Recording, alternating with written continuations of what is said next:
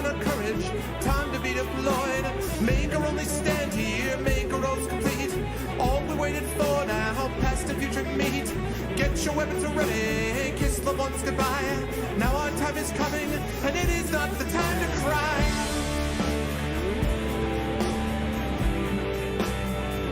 Fight the war.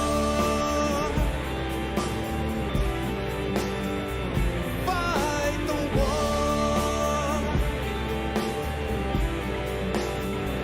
Fight the war.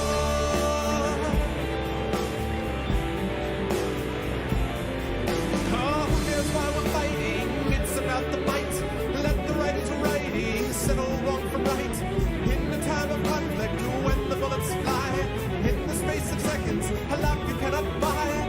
Face the facts before you, face the simple truth. We're hopelessly outnumbered, it's tragic but it's true. Make your last formation, take the final road. Now it's time for endings, now it's time to go.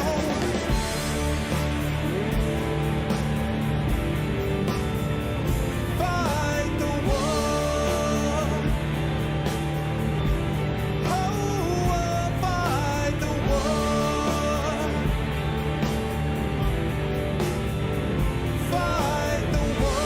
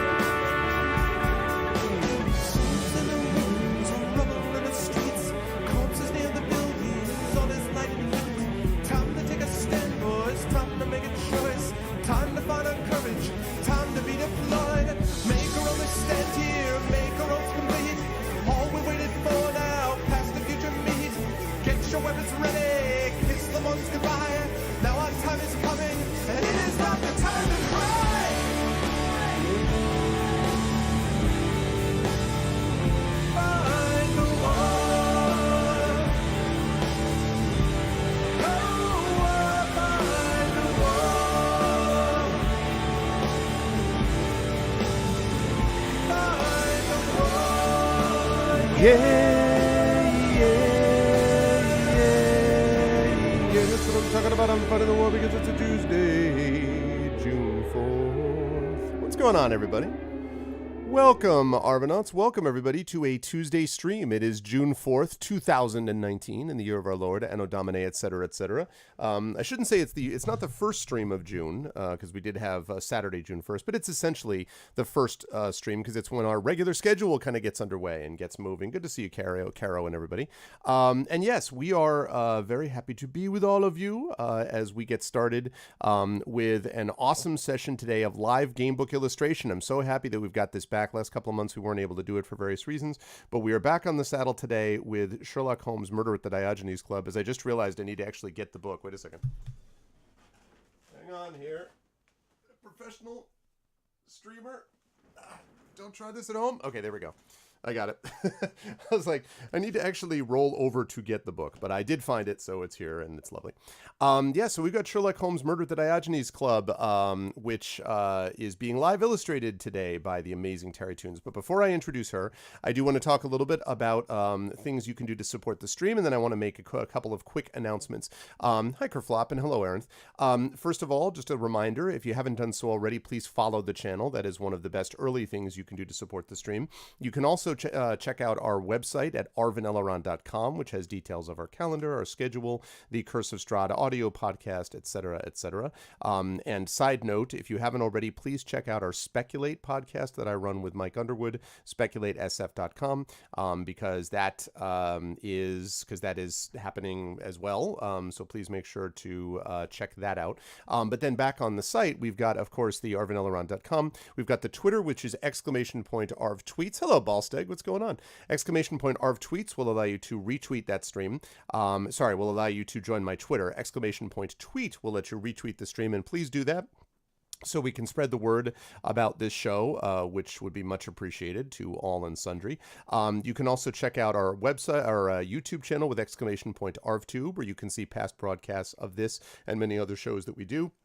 Arvcord will let you join the Discord channel where you can hang out with the Arvanauts in between streams. And then on the financial side, we've got a couple of things. First of all is ! Arv Shop. Now, I'm happy to say that we've actually gotten some high-res images that are being sent to our good friend Kilobyte from Terry, so that the actual movement forward to Adventures of Middle-earth merchandise is coming. So those of you who sometimes tune in on Tuesdays and think, man, I wish I had a way to show my love of the amazing crew in Middle-earth, you will have that chance. You will have that chance to do that with merchandise that's going to be over there. We still have Infinity and Beyond stuff right there, so we're expanding that over time. So you can check that out with ! Arv Shop. ! Arv Treon, of course, will allow you to check out our will allow you to check out our Patreon, which is currently sitting at $333.96.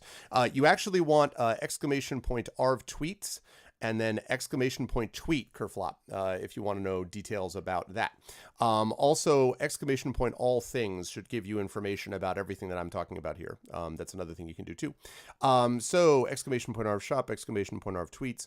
Arv Treon, yes. ! Arv Treon, and of course, last but certainly not least, we've got the sub button right above the video window. We are sitting right now at 47 subs, so we're trying to get back up over 50 subs and continue to head up towards our record of 71 subs and beyond. The goal for the end of the year is to reach 80 subs, so hopefully we'll continue to move in that direction. But the foundation keeps ending at a higher level. We get people who give us some gift subs, a couple of those fall back, but then we end up on a higher level, and right now we are close to that 50 sub foundation, which is a great starting place for us. So those of you who have supported us via subs and also supported us via the Patreon, that is much appreciated. And I just realized actually that I need to update I've got to update the inspirations. So I'm going to make a note to myself to do that so that I don't forget that later on. Now, a couple of announcements that I've got. First of all, in terms of schedules, and then I have an announcement about a new show. That's right, a new show on this channel, and I will make that announcement in just a minute. But first of all, I want to make a couple of announcements about the schedule today. So we've got Sherlock Holmes today. Then at 4 p.m., I will be over at GOG.com for my usual Pen and Pixel stream. And today I am returning at long last to Pathfinder Kingmaker. That's right, do not adjust your television sets. You have just seen and heard me, you haven't seen it. You've heard me say the words, returning to Pathfinder Kingmaker. It is true, after a long wandering in the wilderness, we are returning to Pathfinder Kingmaker, so that should be fun. That is happening today on Pen and Pixels. Then on Thursday, we will have the return of Cat Rambo's class.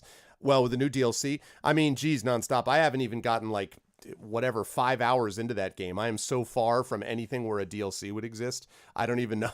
I'm a long way away from that one because I've been playing a bunch of other cool games and I was glad I played all of them, but now I have returned back to Pathfinder Kingmaker. So that's going to be this afternoon. Thursday night, we've got Cat Rambo's Wayward Academy for the Rambo Academy for Wayward Writers. That's going to be happening at 8 p.m. on Thursday, 8 p.m. Eastern. This class is going to be on creating engaging characters. So last month's was on world building. This will be on creating engaging characters. You will have an opportunity to interact with Kat, ask this SIFWA President award-winning just got a new series with Tor author, her secrets. You can pick her brain to learn her secrets about the finer points of writing. So you definitely want to check that out.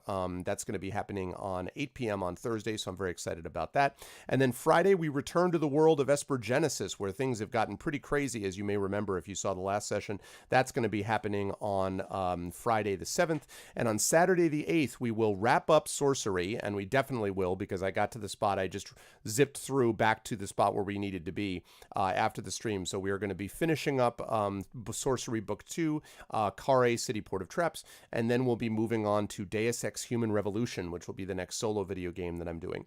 Then next Tuesday, big announcement the 1st. Next Tuesday is going to be the launch, during the stream, the launch of it'll first of all be Adventures of Middle-earth. Secondly, it will be the launch of the Kickstarter for Jelinek/Icarus, the graphic novel that is being produced by Athos Arts. And again, Athos Arts has done a wonderful job so far with this. I am super excited about the art that is being produced. I'm telling you right now, the work that Attila is coming out with at the moment is stunning, like award-winning stunning. That's how good it is. And I'm really hoping that's going to push stuff. Yeah, exactly. Wait, what? Next Tuesday, June 11th, the release. I think you know this, Paul Stick.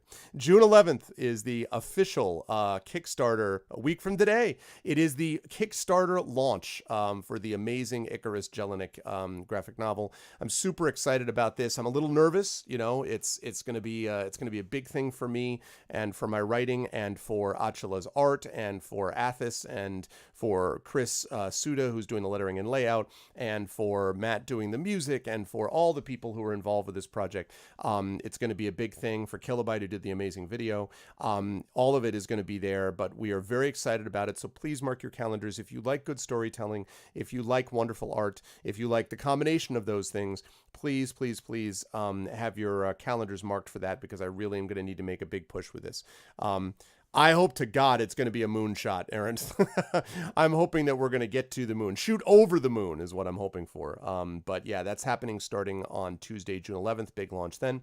And then we will be heading, many of us, to Origins in Columbus. And I'll be doing some live streams from Columbus, Ohio with the power of ARVBox 2.0. And I am looking forward to that as well. So announcement the 1st, Kickstarter begins next Tuesday. The second announcement, which I am happy to make today, is that starting on Monday, the 24th, I am pleased to announce that on Monday evenings, once per month, this is just going to start once per month to begin with, we will have the exclusive campaign of Hearts of Wulin. That's right. If you saw during ArvCon the special event that we had when we featured Hearts of Wulin, I am very, very pleased to announce that we have a new cast of characters. Well, one of them is new, but everybody else is the same. Of Hearts of Wulin. This is based on Wuxiao Theater. If you like Crouching Tiger, Hidden Dragon, if you like anything relating to romance, if you like, if you like things like Persona or Danganronpa. Actually, if you're like Danganronpa, I don't know what to say. But if you like anything that involves way overcomplicated romance plots and kung fu, this is the thing for you. This is blowing up on Kickstarter. It's got another probably 8 to 10 days to go. It has done exceptionally well, and we are going to be doing a permanent campaign, or semi-permanent anyway, that's going to be once per month, and I'm very, very excited about it. Lowell Francis will again be GMing this, and we will be joined by Joyce Ching, by Mike Underwood. We will be joined by Kat Rambo, and we'll be joined by Sod. So we will have 4 players. We will have Lowell again, who will be doing the GMing for this. And so that is the big announcement starting on Monday, the 24th. We will be doing that as well. So this will not involve me at all, but I told you all that I was going to be expanding channel content that doesn't directly involve me. One of those involves Kat Rambo's class once a month on Thursdays. The Emberwind that John Helfer's GMs, we do that twice a month on Thursdays. And now we're going to be starting to do that on Mondays. And I have another announcement that I'm not going to make now, but I will make later in the week about another, in quotes, off-standard streaming day content increase. So I'm very excited about this because I really want the channel to be able to have more content during times that I'm not there, to be able to provide it to you directly. This doesn't mean that I'm vanishing, obviously. I'm still going to be streaming my normal times, but I wanted to expand it even further. So I'm very excited about that. Hearts of Wulin is happening starting on Monday the 24th. So big stuff going on for us. We've got lots of travel planned. We've got the launch of the Jelinek Icarus Kickstarter, which I'm incredibly excited about. We've got the launch of Hearts of Wulin for the channel, which is really exciting on Monday the 24th. And we've got Paul Zega, the maker of the Clay That Woke, is going to be with us on our Masters of the Dungeon show later in the month. So we got it going on, people. We got a lot of stuff going on, and I'm super excited about it. All right. All of that said, that was a long set of announcements that I feel bad that I had to make Terry wait through, but we had to announce stuff because, that was the way things go. But I am now happy, most happy of all, to announce that we are ready to once again return to the world of Victorian England with, that's right, with the amazing live illustrations of none other but our own beloved TariToons. Hi, Terry. How are you? How's life in the universe, etc.? Hello, you only gave me a mild heart attack when you unmuted yourself. I'm just like, ha! Yeah, it was just like so quiet for so long and then suddenly super loud and oof. That's my job. That's what I do. Hi, it's me. I'm back drawing and stuff. What was the question? I was asking how you were doing. Oh, I'm doing good. Thank you. Sorry, I'm gonna be just her really whole. She's gonna draw big red like black X's on her paper because she'd be so freaked out. Like that'll be the whole illustration thing. But no, I know that things have been you've been in a good space, I think, and things have been going pretty well. But is there any like highlight you want to share with the fine people at home? Like here's the awesomeness of my life, part A or whatever. Well, I mean, like I've been like the past 2 weeks, I've just been working on my apartment here, just like decluttering, tidying up, taking care of stuff that I meant to take care of a year ago, like installed new lamps, finally finished some stuff on the doors that needed taking care of, sorted out like 7 crates worth of stuff that I'm gonna either donate or sell to like sort what I'm gonna do with what stuff yet. Installed shelves and redecorated, just like bought a new cupboard for the kitchen that I've been painting. Wow, so you're like this place. You're gonna make this place your own. Like this is that's cool. That's like I just had like the energy to do all that stuff, and also it started like annoying me. Like I've been living here like for 1.5 years now, and still haven't taken care of some stuff that I meant to take care of like right away. But so now you've actually had a chance to do it. Well, that's good because of course next Tuesday you will be joining us as we prepare to rescue Robar's sister. By the way, and I've just so everybody who's listening who sometimes watches these things knows, I have spoken to Will. We are good to go. So he will definitely be there. We will have a full crew next Tuesday.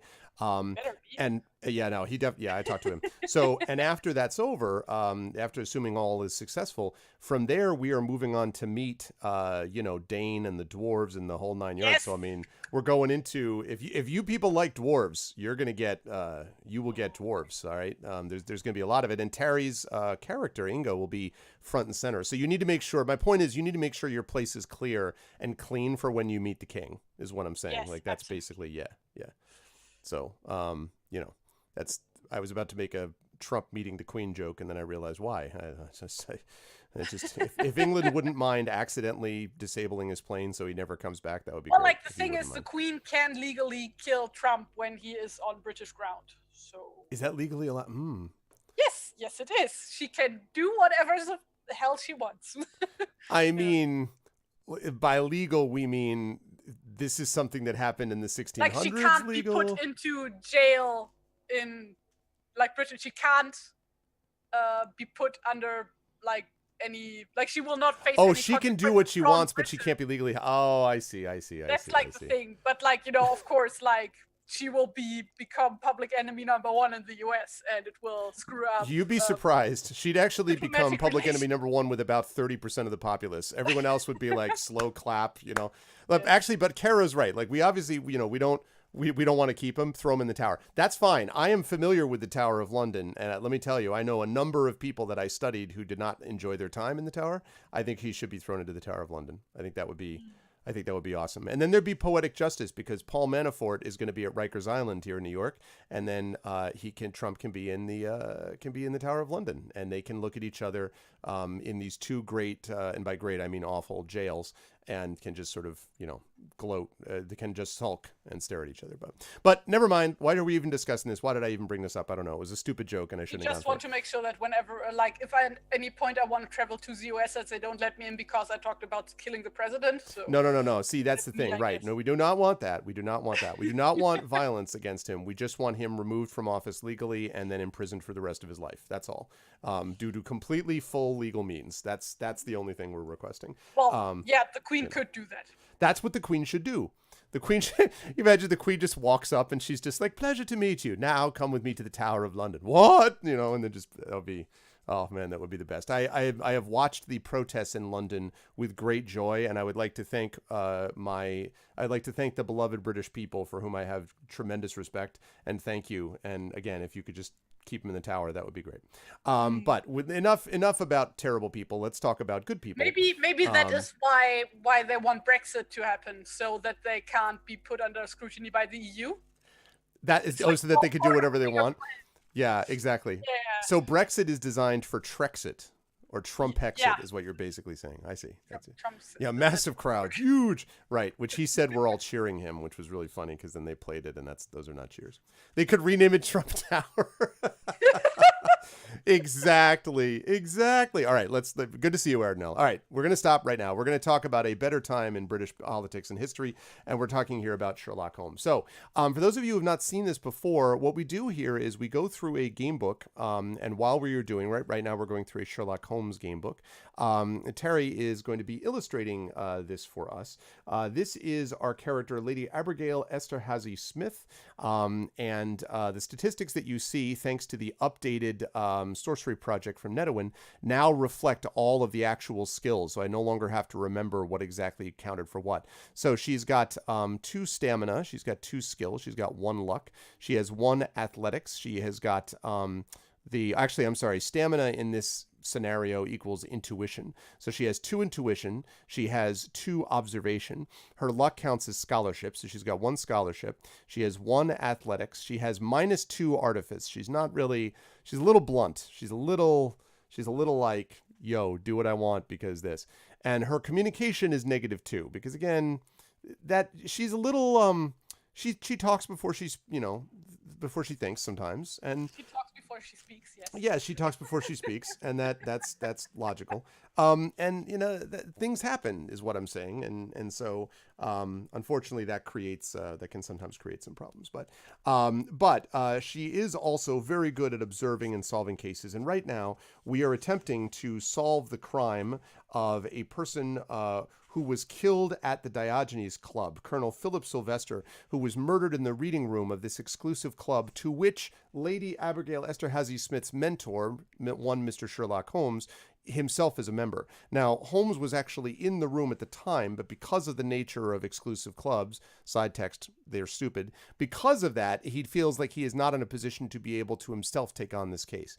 And so we, chat, as Lady Abigail Esterhazy Smith, has stepped forward. We have stepped forward to try to solve this crime.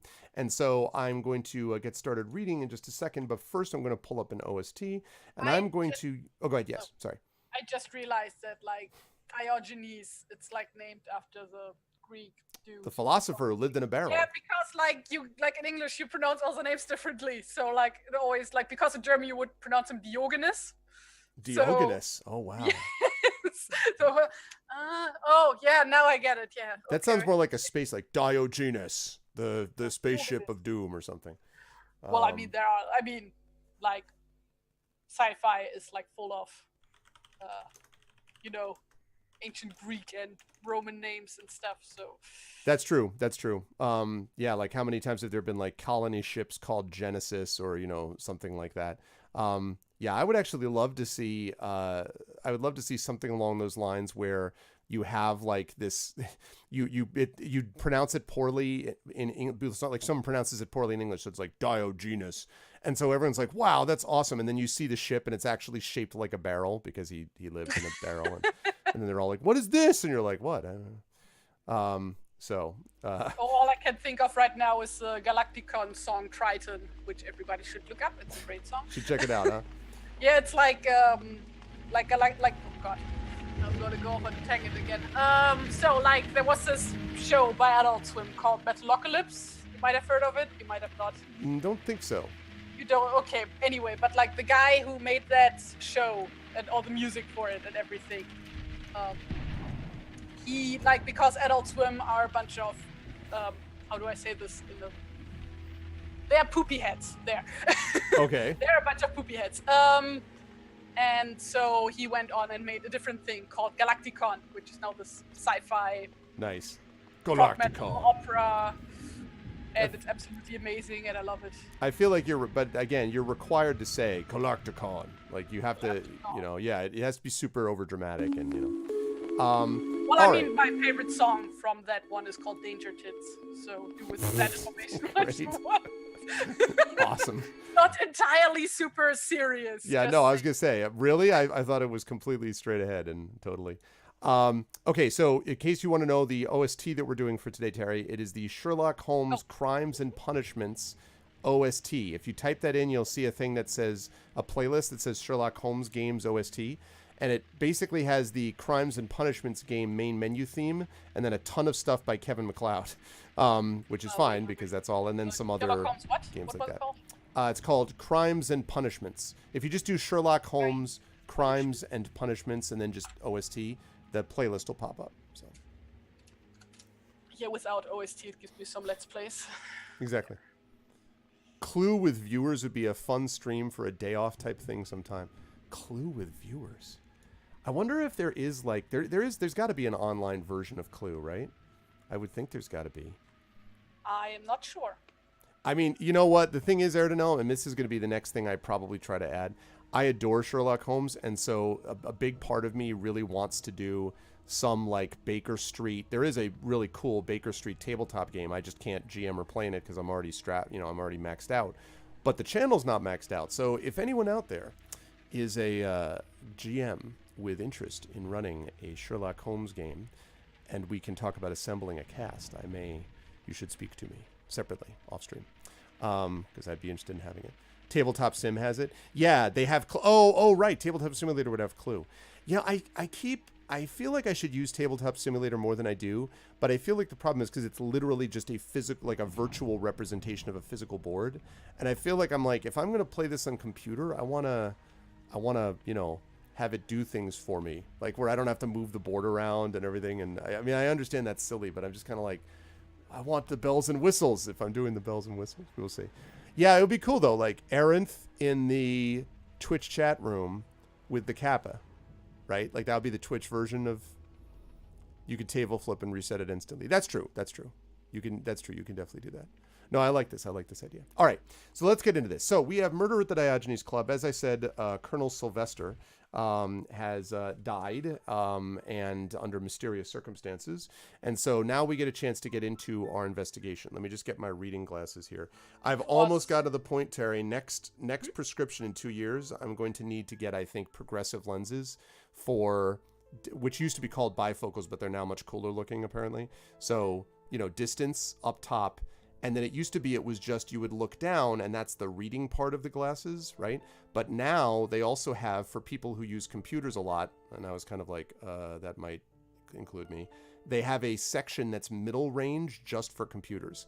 So I'm basically going to I think I'll be getting that in my next prescription 2 years from now. Just one set of glasses for everything. So, it's what happens. You get over 40, and suddenly... And then 5 years later, they invent proper eye augmentations like Deus Ex style. Yes, exactly. Which then people can hack into and take over your brain. No, thank you. Well, no, they would only be able to take over what you see. So basically, if they would hack your eyes would become surveillance cameras. Basically. That would be creepy. Can you imagine they could hack into your eyes and then start putting up yes, like I can imagine. ghost images and like, oh my God. Oh man. I mean, like, that's like a thing that like everybody wants about with like webcams. When you have a laptop with a webcam, always like put some tape over it. Right. Well, and a lot of them now have a physical, like actually the laptop my university has a physical block that's built in. So you just move it over and it like physically blocks the aperture because they had people who demanded it, like that they needed to have something like that. So, I volunteer for that augmentation control. You know what? I would volunteer on a certain level for some of these things, but there are limits to, what they would be. Yeah, they take a while to get used to. I know that. That's what I've heard. There is LASIK, but the problem, Caro, my optometrist told me, he said the problem is that you spend a lot of your time looking down and reading to students, then looking back up. Like, I use my vision. I've always been nearsighted since I was 4 or 5. I've had glasses for that. But as you get older, your the lenses in your eyes harden slightly, and so it becomes a little bit harder to focus. There's nothing wrong with them. It's just you're getting older. So you have reading glasses, which are fine. The problem is I don't want to stand up in front of a classroom like switching glasses like a moron. And in the old days, my father had bifocals, where you had this very obvious lower lens. But the progressives are pretty amazing now, where you literally cannot tell looking from the outside that this is what those are. And they're like getting more and more refined, because what they want to do is they want to reduce the frame size also. So instead of having these huge frames, they've gotten the frames smaller and smaller. So it's getting to the point where, they're going to make things in the right way. The problem with LASIK is once you get your eyes adjusted for distance, then you're useless for anything else, and your vision will continue to alter, and the LASIK doesn't keep up with that unless you just get it renewed. And I do not feel like getting surgery on my eyes every 5 years or so, So the glasses are fine. I don't have a problem with the glasses. I just don't want to have to start dealing with like 6,000 multiple pairs of glasses. So eventually having this one pair is going to be the way it works. The good news is I have there's no glaucoma, no problems with my eyes. According to him, my retina is the retina of a man 15 years younger than me.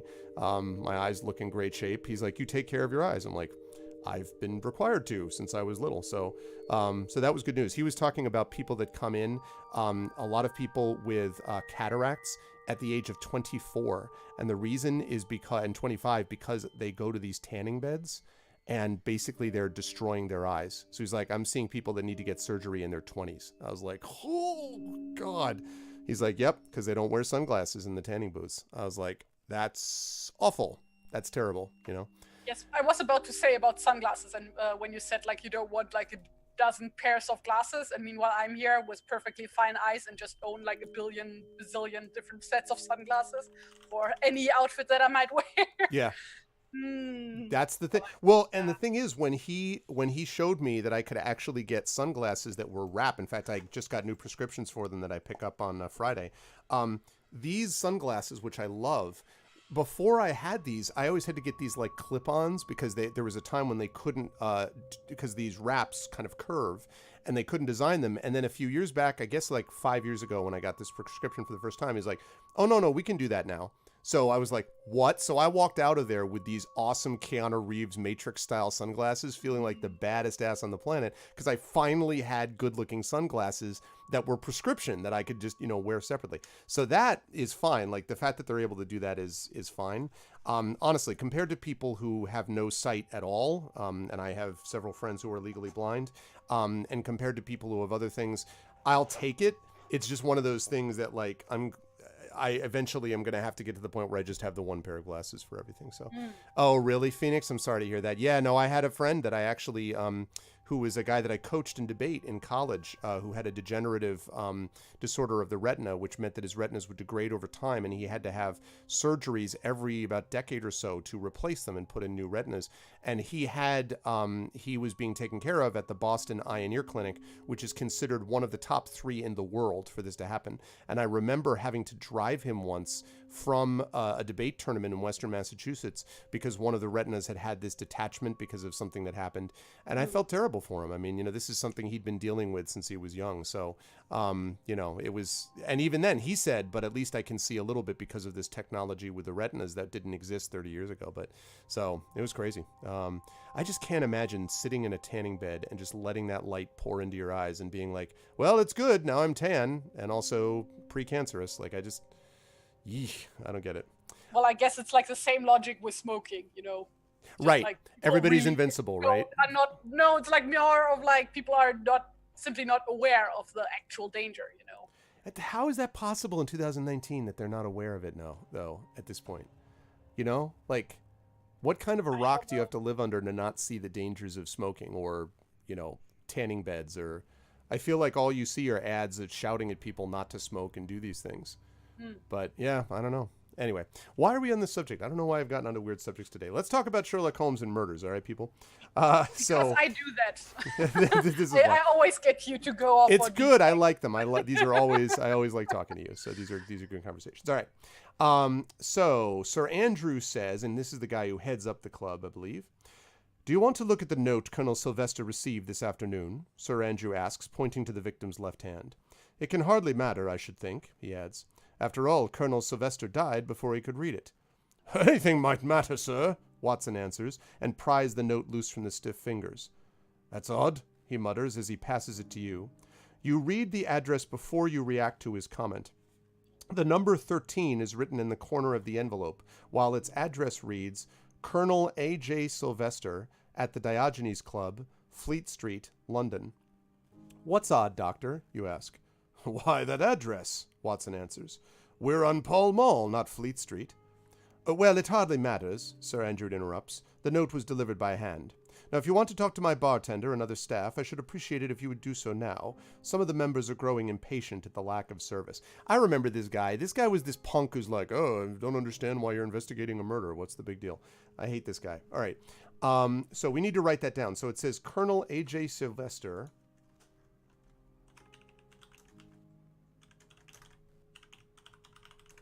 Colonel A.J. And by the way, anyone want to bet that that note is poisoned or something?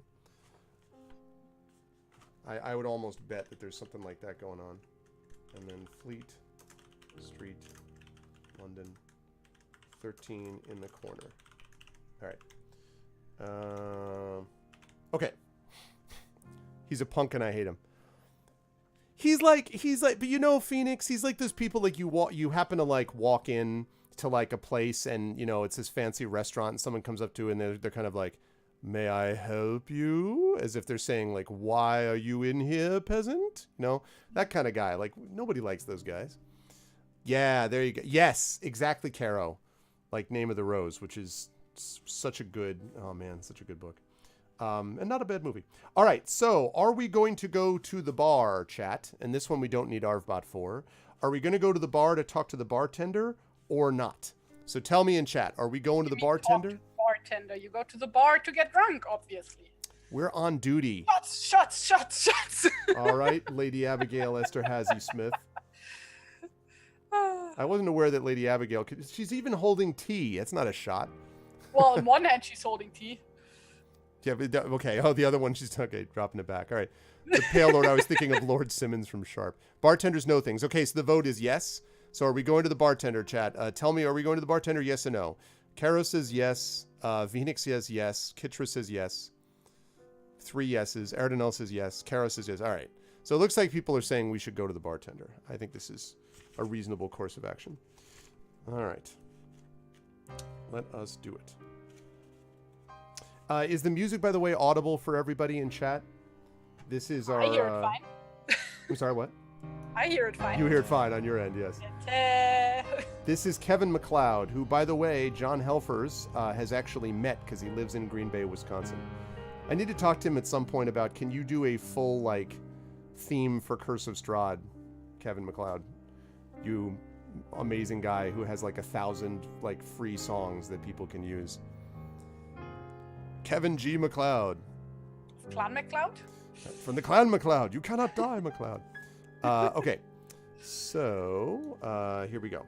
Going to the bartender. Oh, I went to the Highland Games this weekend. That was interesting. Ooh. It was good stuff? Was like one town over.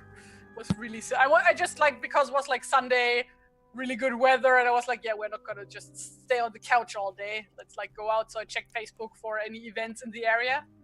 And so it was like Highland Games. And I was, okay, sure, why not? Did they do the throwing of the log thing? No, apparently that had already happened the day before. Oh, it was like man. a 2-day event. But we did see the hammer throwers. Hmm. Or what it's called. Is that called hammer throwing in English? I think so. I think it's called hammer throwing. How well did they do? Yeah, the honestly, I have caber no toss. idea. It was like more like distracted by all the like booths where they were selling like handmade jewelry, and like one booth was a lot of a bunch of stuffed animals. Damn it, Terry. You can always look at that later on. First, you have to watch these men throw a hammer for a long distance for no reason. No, I think the men were already done. Like when we got to the women were on. And like, wow, some of these women, damn. Oh no, I didn't. I mean, listen, I'm sure the women would like kick ass too, as well. No, just like, I mean, you know, like they look like they can crush you with their pinkies. I have no doubt. Basically. They just throw you as the hammer. Come Yeah, here. No! They just throw you. Hey, Kilobyte, what's up? Terry will be in touch with you regarding the stuff that we spoke already of. took care of that before the stream. She's already done. She's already sent you the. I want to see how I can make this sound like a really creepy drug deal. She's already sent you the stuff. All right. She sent you the stuff with the thing with the guy. This is, of course, we're talking about AME stuff in case anyone is listening. Hello, FCC. That's what we're talking about. Oh my God, Kilobyte with a resub. 23 total months. Thank you, Kilobyte. Wow. Almost 2 years, man. That's crazy talk. Thank you, dude, so much. I appreciate that. 23 years. And Terry with a resub for 18 months. Thank you so much. Oh my goodness. I clicked that earlier.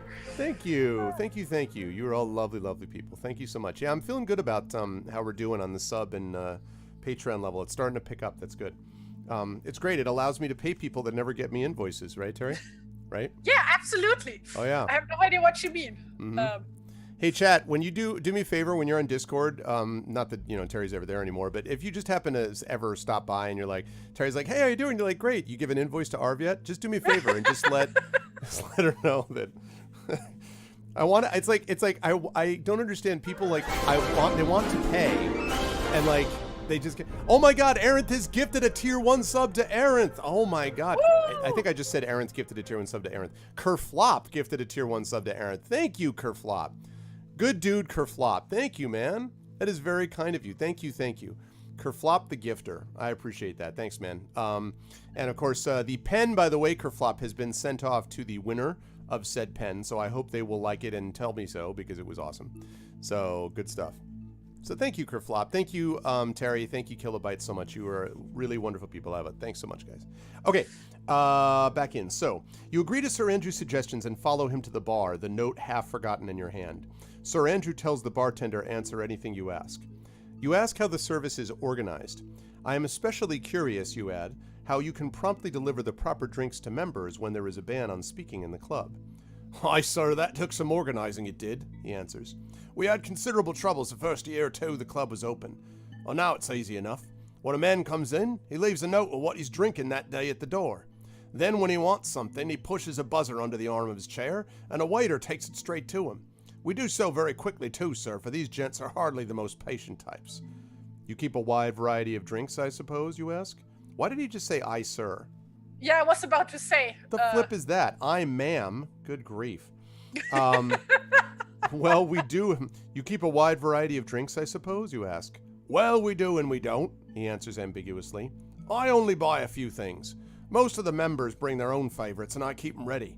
The men who would belong to a club like this one usually are a little different in what they drink also, you understand, ma'am? You nod. All right, chat. Should we ask what Colonel Sylvester drank or not? I love these questions that seem like, why would we not ask this question? But I will ask chat. You can tell me in chat. Should we ask what Colonel Sylvester drank or not? Nah. Yes, yes, I. Oh man, I want you all to see Kerflop's lovely use of the which way emote, especially in a gamebook stream. We got to use that more, people. Arvin E. Witch. It's such a good emote. Kilobyte did such a good job. Look at that, Arvin E. Witch. You could use that anywhere. Do you go right with blue, left with red? Literally the opposite of what we do in the United States. Wait, what? Because in the U.S., the Democratic areas are colored blue on the maps and I Republicans was like, red. wait, you have blue, like, street signs instead of No, green? no. No, actually, most of our street signs are green. Yeah. Just I don't know Like, why. not the signs, traffic lights, that's what I was thinking. Yeah. Green, yellow, red, yeah. Arv's not a witch. Yeah, Kerflop, I gotta talk to you about that too, Kerflop. I need to do the exact same thing Kilobyte just asked you.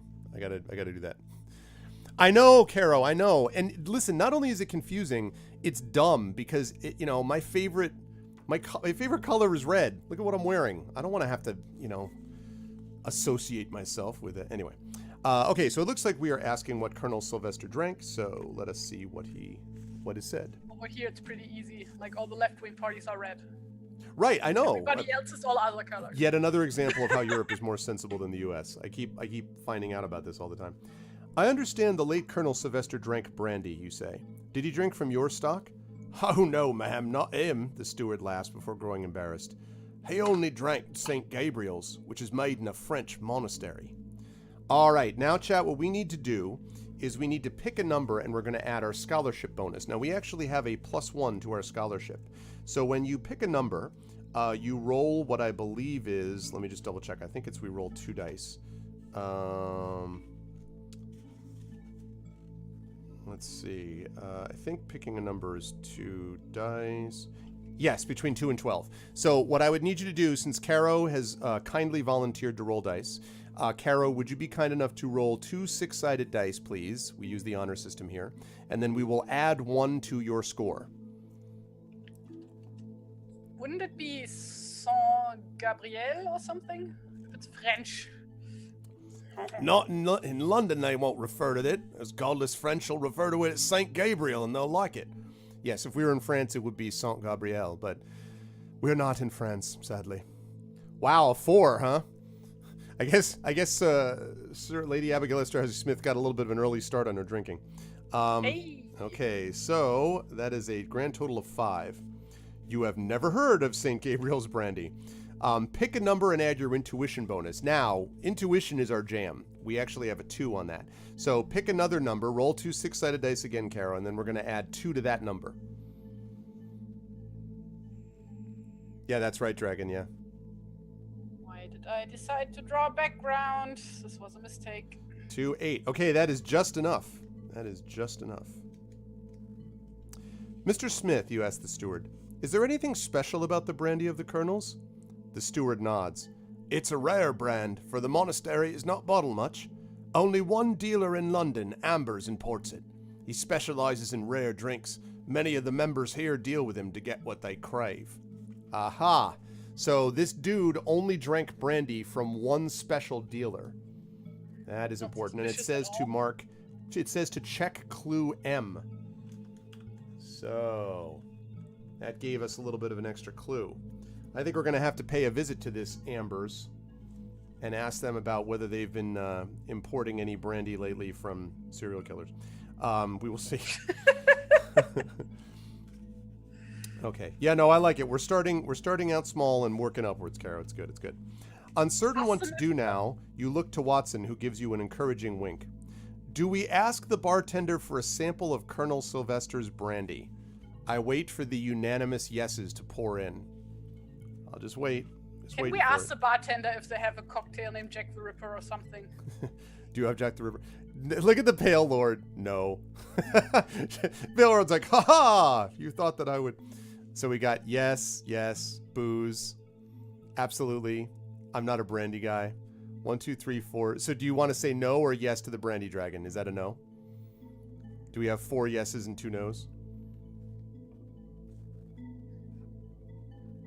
I am more like, we are drawing attention. Ah, okay. Well, I mean, look, we're here to investigate. We are here to investigate, in fairness. So that's 4 yeses and 3 nos. So it's not like we're on a job. We're probably not actually going to do this so we can throw it back. I'm guessing we're actually doing this for investigations, in fairness. All right, and then Arendt with the yes. All right, going once, going twice. And here we go. So we will take a sample. I say, you ask suddenly, may I have a sample of that brandy of the Colonel's? It might help prove what happened to him. The bartender hesitates a moment, then nods. He pulls out a cut-glass decanter and pours a finger of the liquid into another of Dr. Watson's jars. It can't matter now, he laughs. The Colonel certainly won't be drinking it anymore.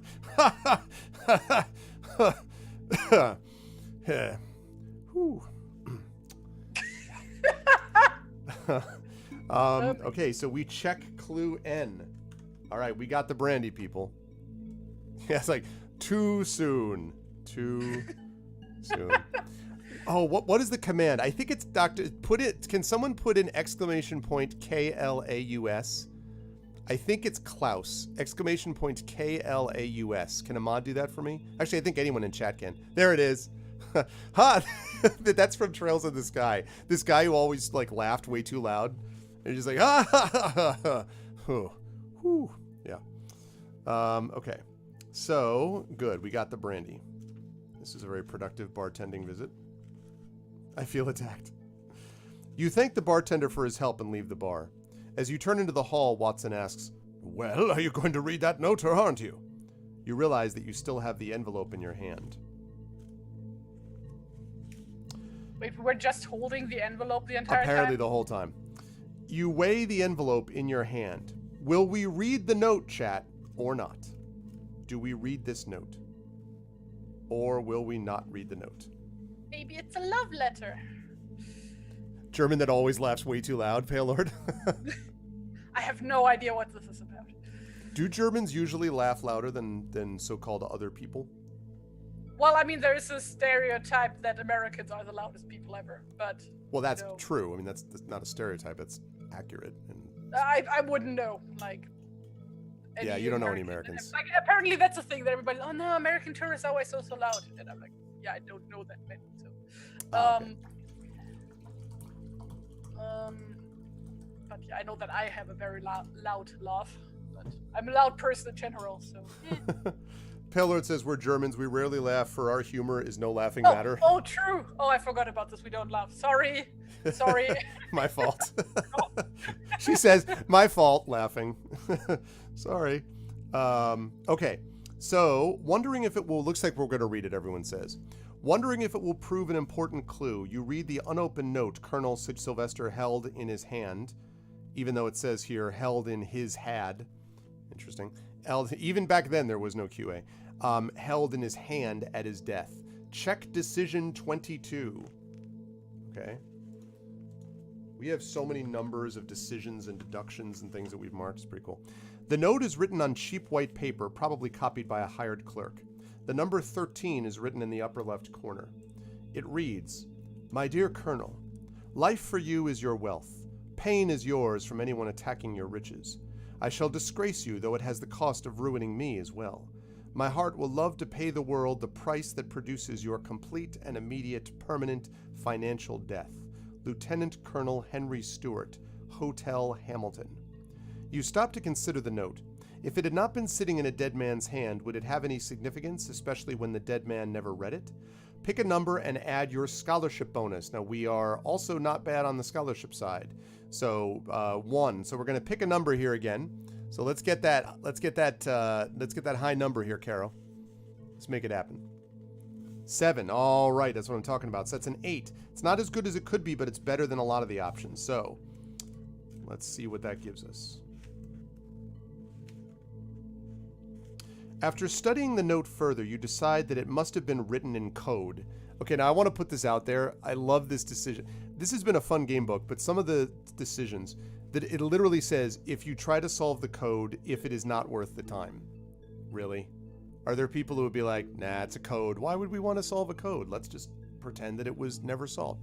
Are you joking me? Chat, should we solve this code? Maybe they put in secret endings or something, like Easter egg endings, if you like don't do the obvious things. I guess. I don't like it. Harry Donnell. Nah. Let's not bother to solve the code. Just kidding. Yeah, exactly. Like, what? I do want to confirm. Chat's cool with us solving the code, right? Like, literally solving what should be getting solved. Yes? Literally? The truth, the case? Might as well just put a question in the beginning, like, would you actually want to play this game? Yes, yeah, no. like, exactly. Do you want to be a detective? I mean... Oh. Why is my phone going off? Okay. All right, so you decide. You want to solve the code. All right, so it looks like chat is in favor of us solving it. Okay. Oh, solving code. You decide that some subtle message is hidden in the note and resolve to figure it out. You may reread the note at 276. Oh, it's allowing us to reread the note. That's very nice of us. Check decision 22. Okay, so we already have decision 22. So, if you cannot break the code, all right, let me put a little bookmark there so I can hold that separately. Okay, so here we go. So this is what it says. It's got 13 in the upper left-hand corner. And I'm going to write out what it says, chat.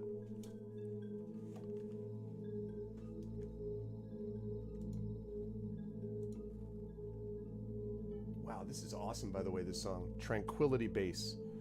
All right. So it says, my dear Colonel, not my dear Kula, my dear Colonel, and it's centered. I don't know if that matters. Life for you is your wealth. Pain is yours from anyone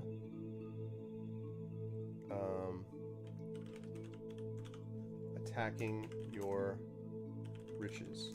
I shall disgrace you, though it has, not tough, though it has the cost of ruining me as well.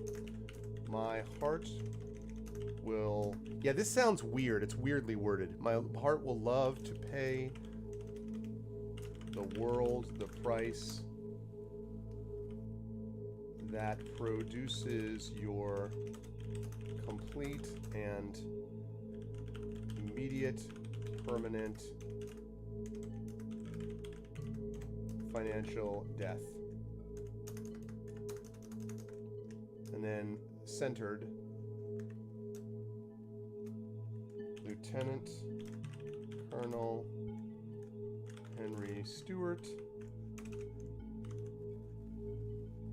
Hotel Hamilton. Now, I'm wondering about, so here we go. So there's the code you guys can now see on the stream. So what I'm wondering about is it has that number 13 in the corner. So could that be like every 13th letter? Something like that? So like it'll be 1, 2, 3, 4, 5, 6, 7, 8, 9, 10, 11. So it'll be like L. So try that. All right. So that would be L. So 1, 2, 3, 4, 5, 6, 7, 8, 9, 10, 11, 12. You can all do this at home, by the way. Just don't look it up on Google, but you can all try to solve it. 3, 4, 5, 6, 7, 8, 9, 10, 11, 12, 13. Okay, L. Next 13. 1, 2, 3, 4, 5, 6, 7, 8, 9, 10, 11, 12, 13. Y. And then 1, 2, 3, 4, 5, 6, 7, 8, 9, 10, 11, 12, 13. Lynn. And then 1, 2, 3, 4, 5, 6, 7, 8, 9, 10, 11, 12, 13. N. And then 1, 2, 3, 4, 5, 6, 7, 8, 9, 10, 11, 12, 13. And then 1, 2, 3, 4, 5, 6, 7, 8, 9, 10, 11, 12, 13. This isn't going well. It's starting to not make sense. 1, 2, 3, 4, 5, 6, 7, 8, 9, 10, 11, 12, 13. O. 1, 2, 3, 4, 5, 6, 7, 8, 9, 10, 11, 12, 13. T. 1, 2, 3, 4, 5, 6, 7, 8, 9, 10, 11, 12, 13. I don't think this is right. So far we've got Lynn Gotti. What's it backwards? Oh gosh, just from I didn't finish the whole thing, but it would be it oh gun you'll no, I don't think. But there is the number 13. How many lines are in the letter? 7 if you count 7 if you count the signature line and the location. Maybe it's every capital letter. 1, 2, 3, 4, 5, 6, 7, 8, 9, 10, 11, 12, 13. That would be H. But that only give you one letter though. What is the 13th letter of the alphabet? Oh, in other words, shift it? Like shift it forward? This is a game book. It is a Pale Lord. This is the Murder at the Diogenes Club game book. It's actually a physical game book that we're playing with the power of the Sorcery Project. What is the 13th letter of the alphabet? Okay, so 13th letter of the alphabet is M.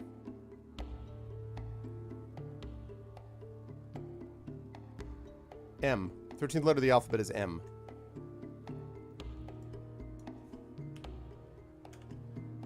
So That's the 13th letter. But I don't know whether we would... So do we shift... Do we shift it like forward 13? I don't even know if we could do that. Because that would be... Maybe every 13th letter in every line. Every 13th letter in every line. That's not bad. 4, 5, 6, 7, 8, 9, 10, 11, 13. Okay, that would be... We are trying to break a code here nonstop. You can actually see it on screen. So we're trying to break a code. The only thing we know is that there's a number 13 in the top left-hand corner of the letter that this guy was holding when he died, but he never read the letter.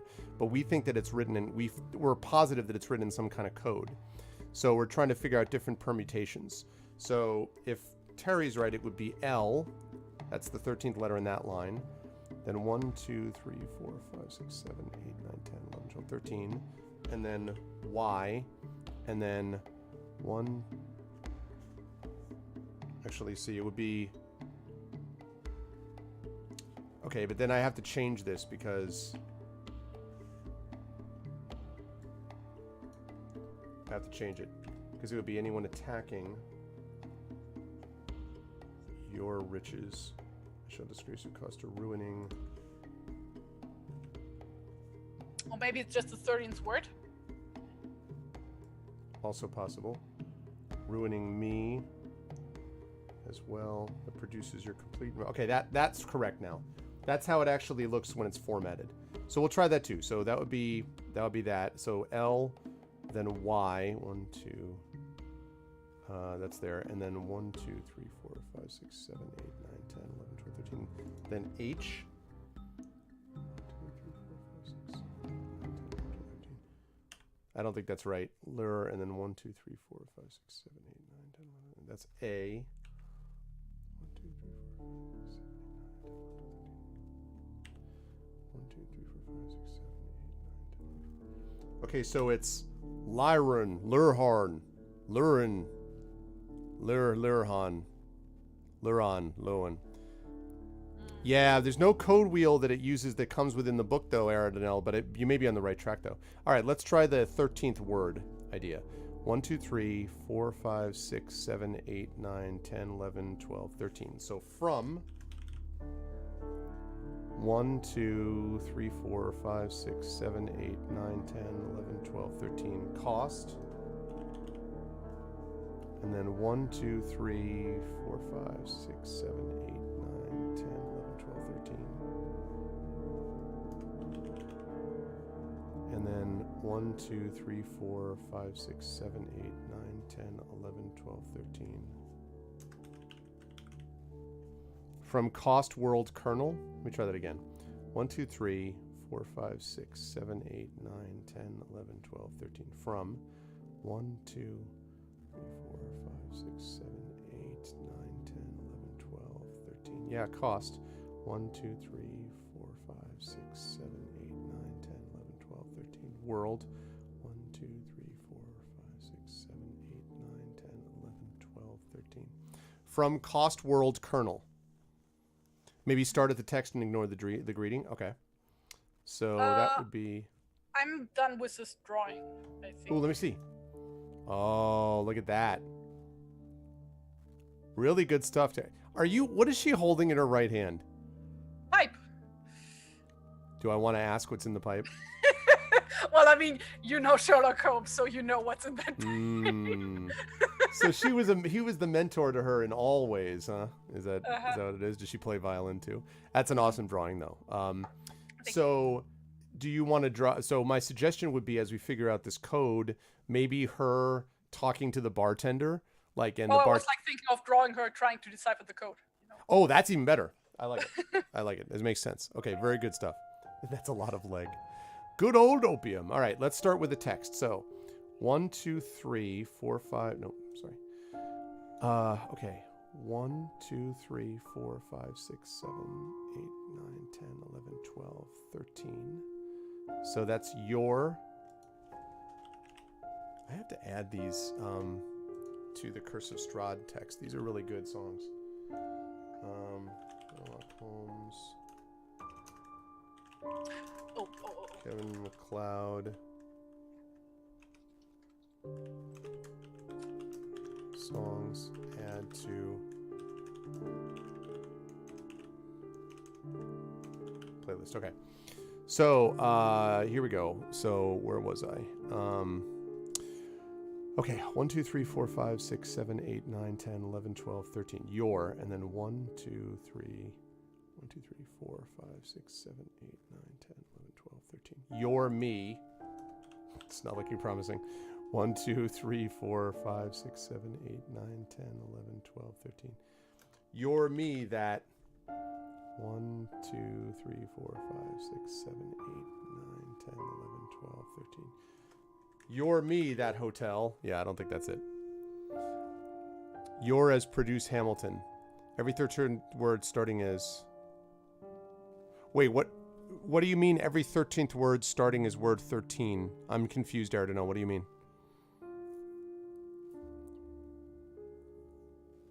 I don't fully understand. Oh, starting at word 13?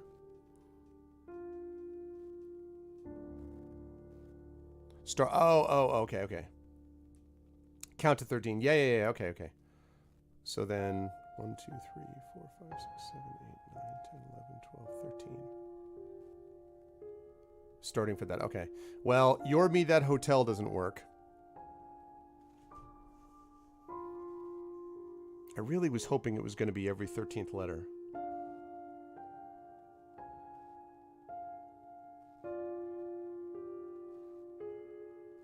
Oh, man, what's the code?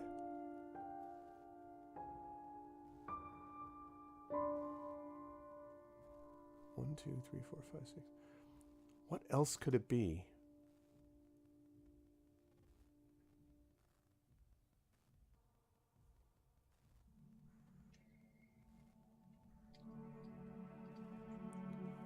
Another 13. And again, for those of you who just came in, we're trying to solve this code. The only thing we know is that we know it's a code, and we know that the dead man was holding this letter, which he never had a chance to read, and that there's a number 13 in the upper left-hand corner. You're as produce Hamilton. Maybe this was an early prediction of the production of Hamilton. Maybe this was from Lin-Manuel Miranda when he was 2 years old.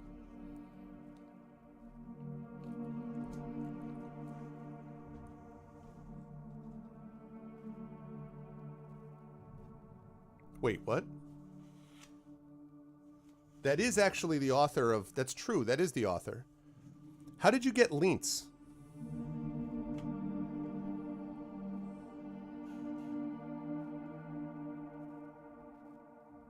Yeah, I didn't even notice that. That's a good call. But, like, how did you get that?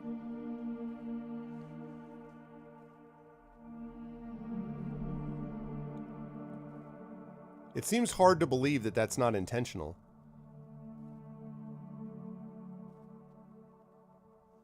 Oh, you were looking up the author. Oh. I thought that, you had a hunch. I see.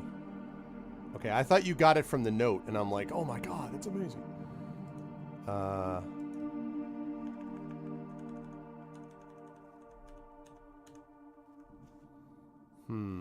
Life for you is your wealth. 13. I whiz below end. 1, 2, 3, 4. My dear Colonel. 1, 2, 3, 4, 5, 6, 7. 1, 2, 3, 4, 5, 6, 7, 8, 9, 10, 11, 12, 13. From. 1, 2, 3, 4, 5, 6, 7, 8, 9, 10. Cost. No, this is the same thing. So maybe it is letter. So let's start with the first letter. 1, 2, 6, 7, 8, 9. Oh, I did do that already, didn't I? Well, what if we started with the first letter and then counted from there? 1, 2, 3, 4, 5, 6, 7, 8, 9, 10, 11, 12, 13. Mole. This is not good. 1, 2, 3, 4, 5, 6, 7, 8, 9, 10, 11, 12. Low. 1, 2, 3, 4, 5, 6, 7, 8, 9, 10, 11, 12, 13. Below. No, this is not it. So...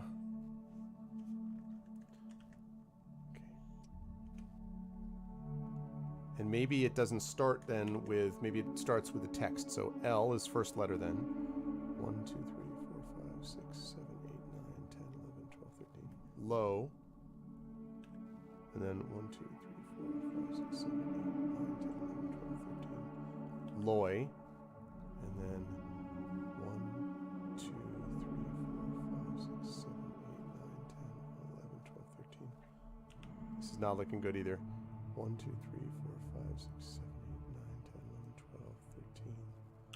Loy. 3, 4, 5, 6, 7, 8, 9, 10, 11, 12, 13. Maybe this is Welsh. Lawyer. 1, 2, 3. I want a lawyer. 1, 2, 3, 4, 5, 6, 7, 8, 9, 10, 11, 12, 13. I don't think loyal. Damn, that can't be it.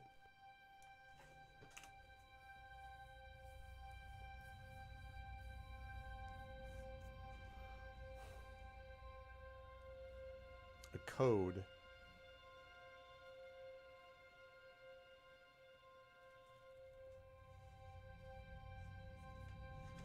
And all this tells us is it just confirms that it's a code? That's all that it confirms for us, really?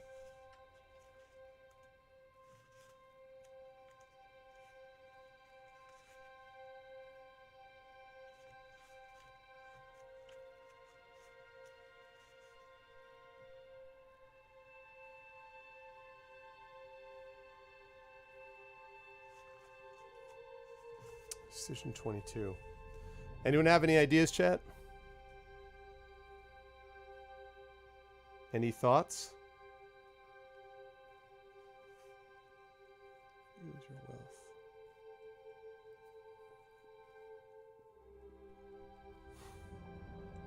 Thirteenth letter per sentence. It's not a bad idea. That would be L, and then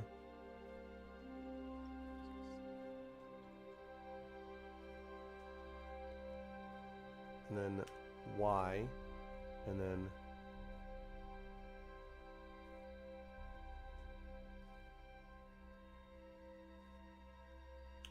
H, and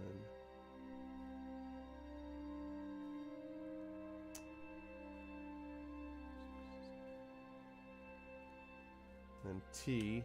This isn't looking good either.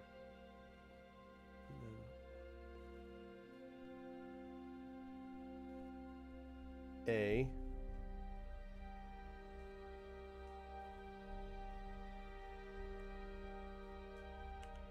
And then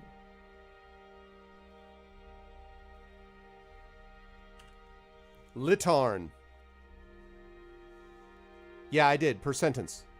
Oh. Per sentence. Okay. Not per actual line, per sentence. Okay. I did per line. I got you. Yeah, my bad. All right. Assuming that my dear Colonel counts as its own sentence. 1, 2, 3, 4, 5, 6, 7, 8, 9, 10, 11, 12, 13.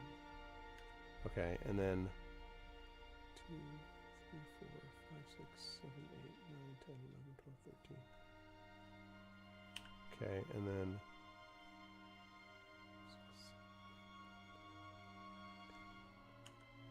okay, it's lurk, and then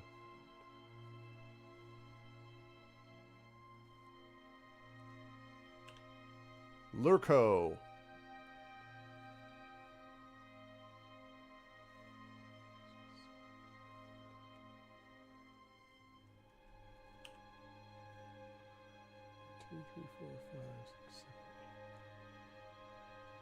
Okay, doing that I get Lurkhorn. That's per sentence. Unless my dear Colonel is not a sentence itself for the purposes of this note, in which case it would just be Urkhorn. That doesn't look right either.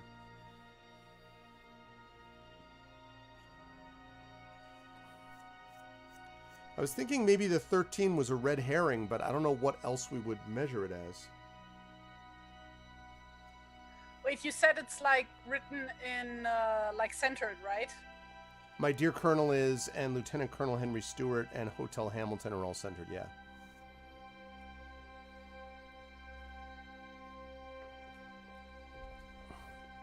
"13th letter makes sense for the first floor, Lynn. After that, we get Godi, Apid, Tinsend. Yeah. Wait, what if we just need to go to the hotel to the 13th floor? Or the 13th room?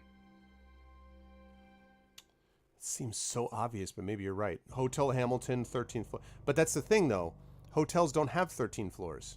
Or at least they don't in modern times. The elevators don't go to 13 because of it being unlucky.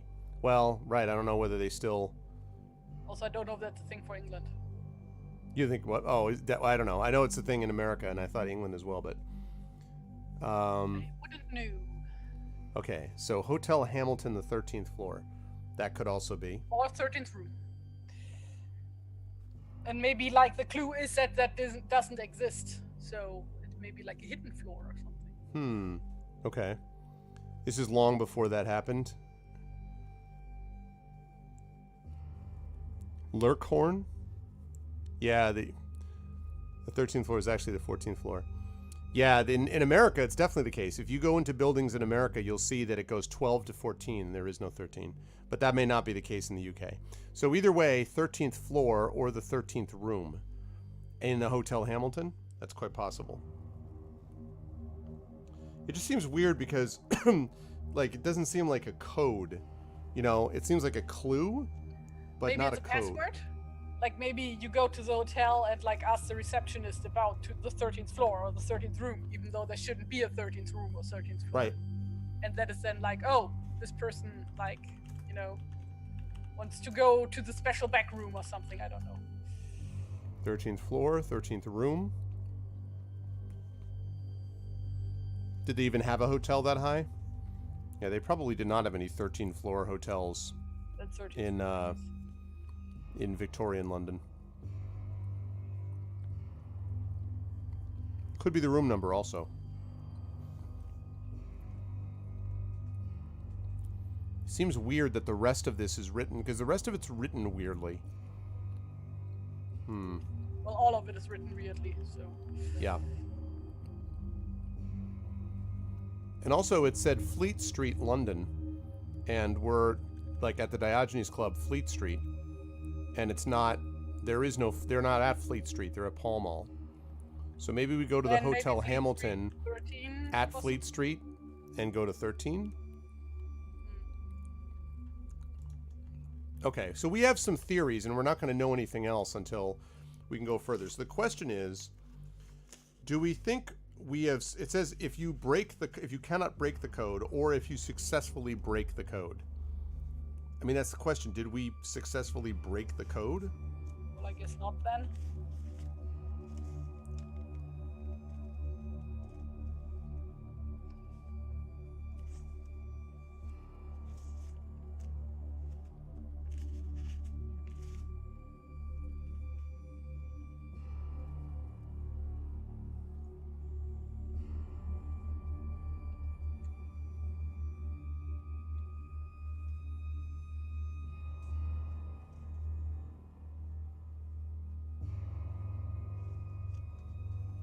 The 13 also, it's definitely trying to break us.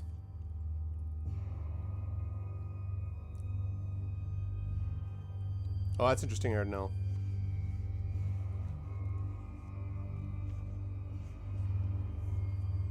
I don't know. This feels...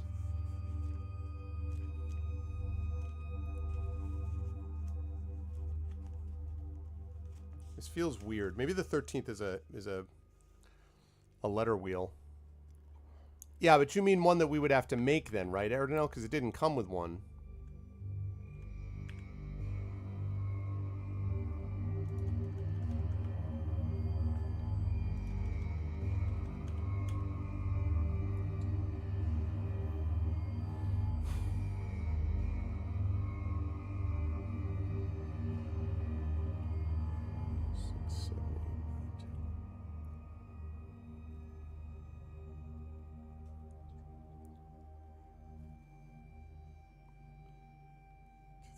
Five, 6, 7, 8, 9, 10, 11, 12, 13. From...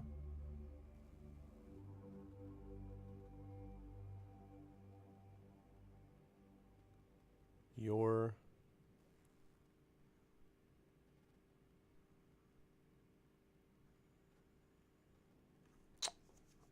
man. I don't know, chat. This may have broken us.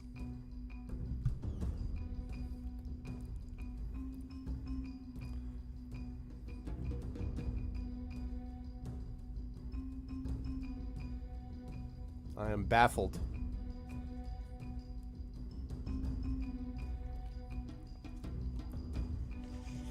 All right, I'm going to say that we did not get it for now. And as we go through, if we figure it out, then we can come back to it. But for now, we're going to say that we could not break the chain. The coded message has baffled you. You hope that it does not have any relevance to Colonel Sylvester's death. Great. If you're at the Diogenes Club, turn to 648. Okay, we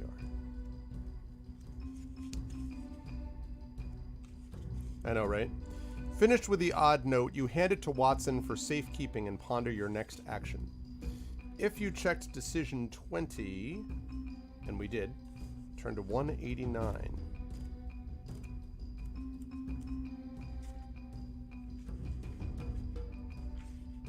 Okay. After arranging the chairs in Sir Andrew's office to suit yourself, you tell the chairman of the club that you are ready to begin interviewing witnesses. You've been very thorough, Sir Andrew, you say, checking the list of names. I should like you and Dr. Watson to remain in the room while I talk to the others. Very well, he says stiffly. I hope that will minimize the trouble and inconvenience for all concerned. Sherlock Holmes suggested that his brother Mycroft should be interviewed first, if you are willing. You agree, and Sir Andrew sends a messenger to fetch Mycroft Holmes. It occurs to you that Sir Andrew would prefer a quiet investigation that fails to a successful investigation that brings undue publicity to the Diogenes Club. You wonder if he knows anything he hasn't told you yet. Will you ask Sir Andrew more questions or not?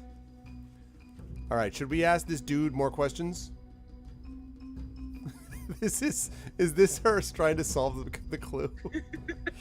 He's like, what? Maybe. That's funny. All right, Kerflop says yes. Should ask this guy. Should be like, who does number 2 work for? Where's Rachel? Swear to me. Okay. All right. It looks like we are going to have Sir Andrew is going to get more questions asked. Going to enjoy this. Have you ever seen the second of the new Muppets reboot movies, Terry?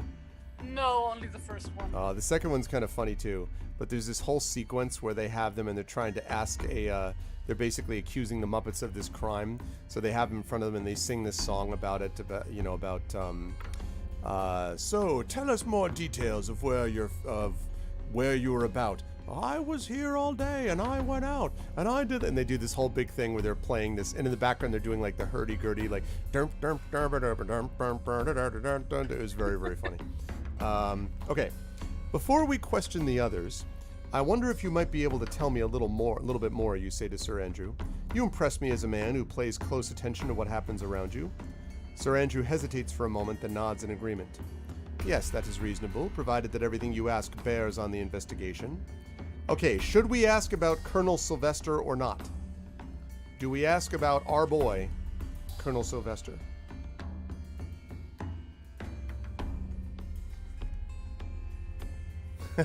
Kerflop says, which way? And then says yes.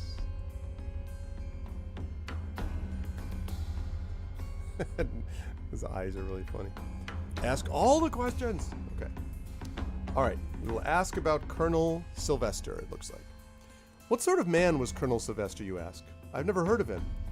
That's hardly surprising, he answers, an odd smile on his face. With the colonel, anyone who knew of his career tried to forget it as quickly as possible.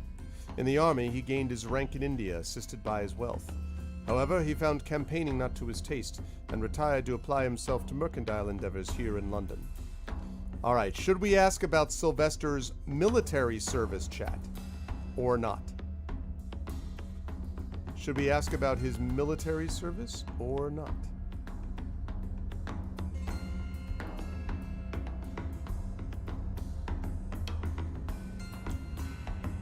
Aaron Nell says yay. Kara says yes. Dragon Spear says yes. Pop says which way, and then yes. All right. Was there any scandal attached to his service, you ask? Anything that could have led to today's tragedy? Hardly, Sir Andrew answers stiffly, though it was rumored that he made some small mistake that led the commanders of our Indian forces to suggest that field command was not his forte.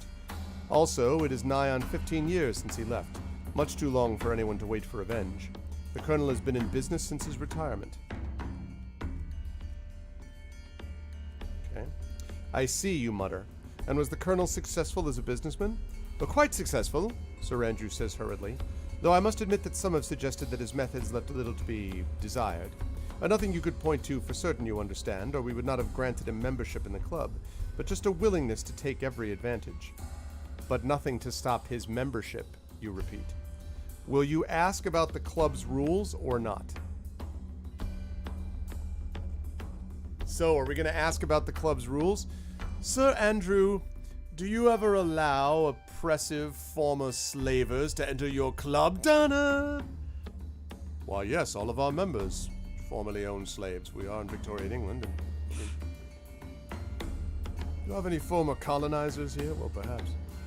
Okay, so it says we're going to ask about the club's rules. All right. This is going to go well.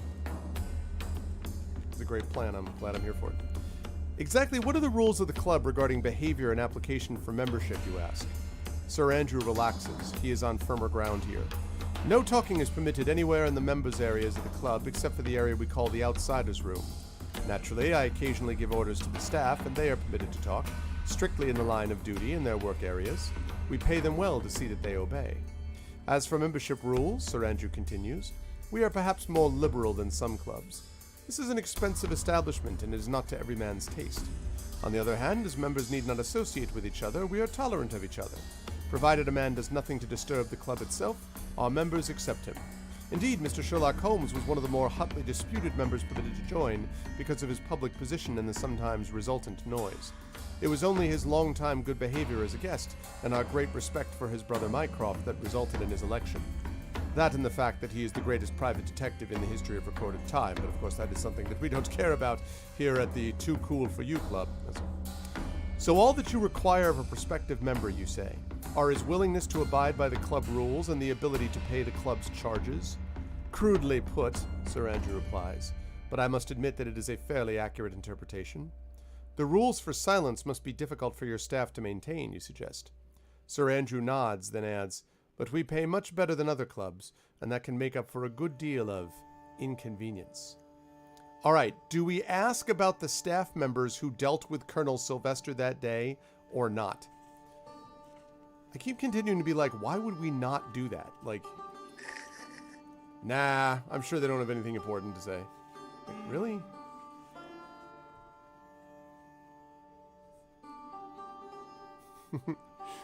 Kitra, what do you think, Kitra? I'm curious because Kitra hasn't really weighed in on whether we should ask questions. Your thoughts, Kitra?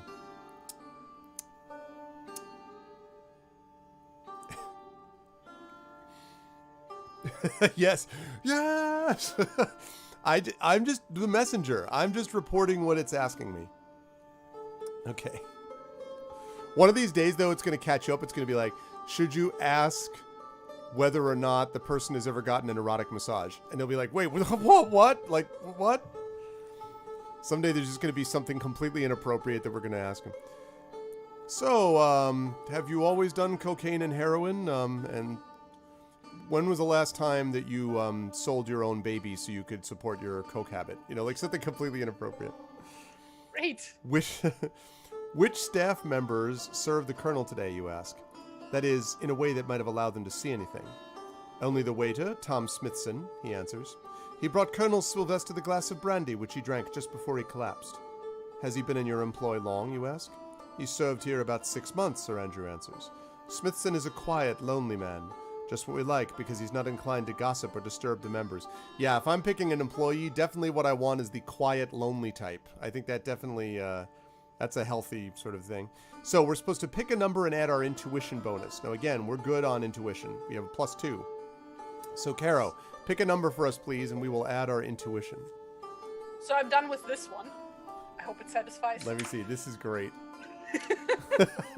I love the numbers. Just like there's a cone randomly. I like also how there's just got like her face is grayed out. Like it's kind of like the overlaid on top. It's really great. Yeah, exactly. He was always such a nice, quiet boy. Exactly. That's a really good one, Terry. Okay, so we've got an 8, which means +2, so a 10. All right, let's see. Let's check it out. You consider Sir Andrew's description of the waiter. Do you ask about Smithson and the Colonel? Or not? I will wait for Kitra first. Kitra, should we ask about Smithson and the Colonel?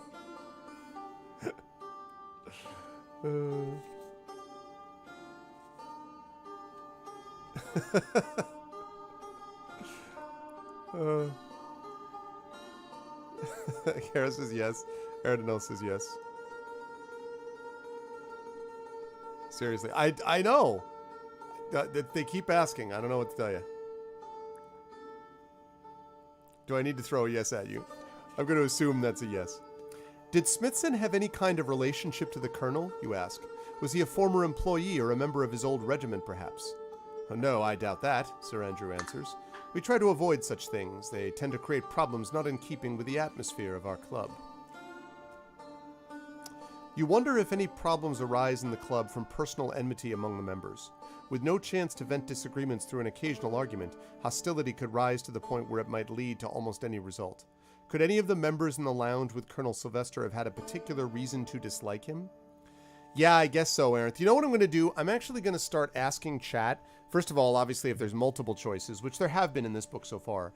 But I'm going to ask chat if there's a question which seems, like, bizarre. Like, if someone asks, like, have you ever danced with the devil in the deep blue midnight, in the dark midnight, or whatever? Like, something. Like, if something comes up, do you think Wasn't the penitent... like, have you ever danced with the devil under a pale moon? Under a pale moon, something like that. Was that the phrase? Yeah, or if it's something like only the penitent man shall pass? ? Like then we'll ask.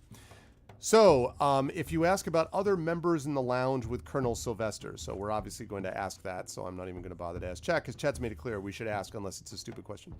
There were 6 club members in this lounge when the Colonel died. You say, did any of them have any particular connection to or knowledge of him? 6. Sir Andrew frowns for a moment.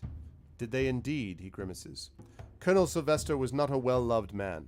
He had strongly opposed admitting Sherlock Holmes to the club, claiming in notes to the membership committee that his membership could provide a cover for Mr. Holmes' detecting activities.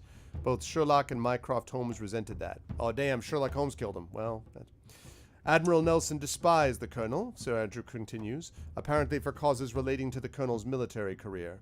Also, Sylvester was an inveterate letter writer to the Times, and the Admiral was upset at the anti-naval letters the Colonel wrote. He had exchanged sharp notes with Mr. Bassett Hyde over the latter's history of some of the campaigns in India, and had suggested that Mr. Martin and his friends were the least desirable element of many despicable groups in the House of Commons.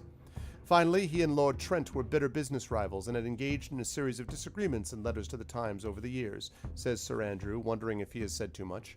If one of them wrote that the world was round, the other would insist that it is flat.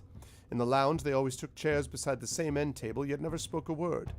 Indeed, they were the pride of the club, in a manner of speaking. Oh, you reply, startled. Indeed, yes, a great pride. Sir Andrew smiles for the first time since you began to question him.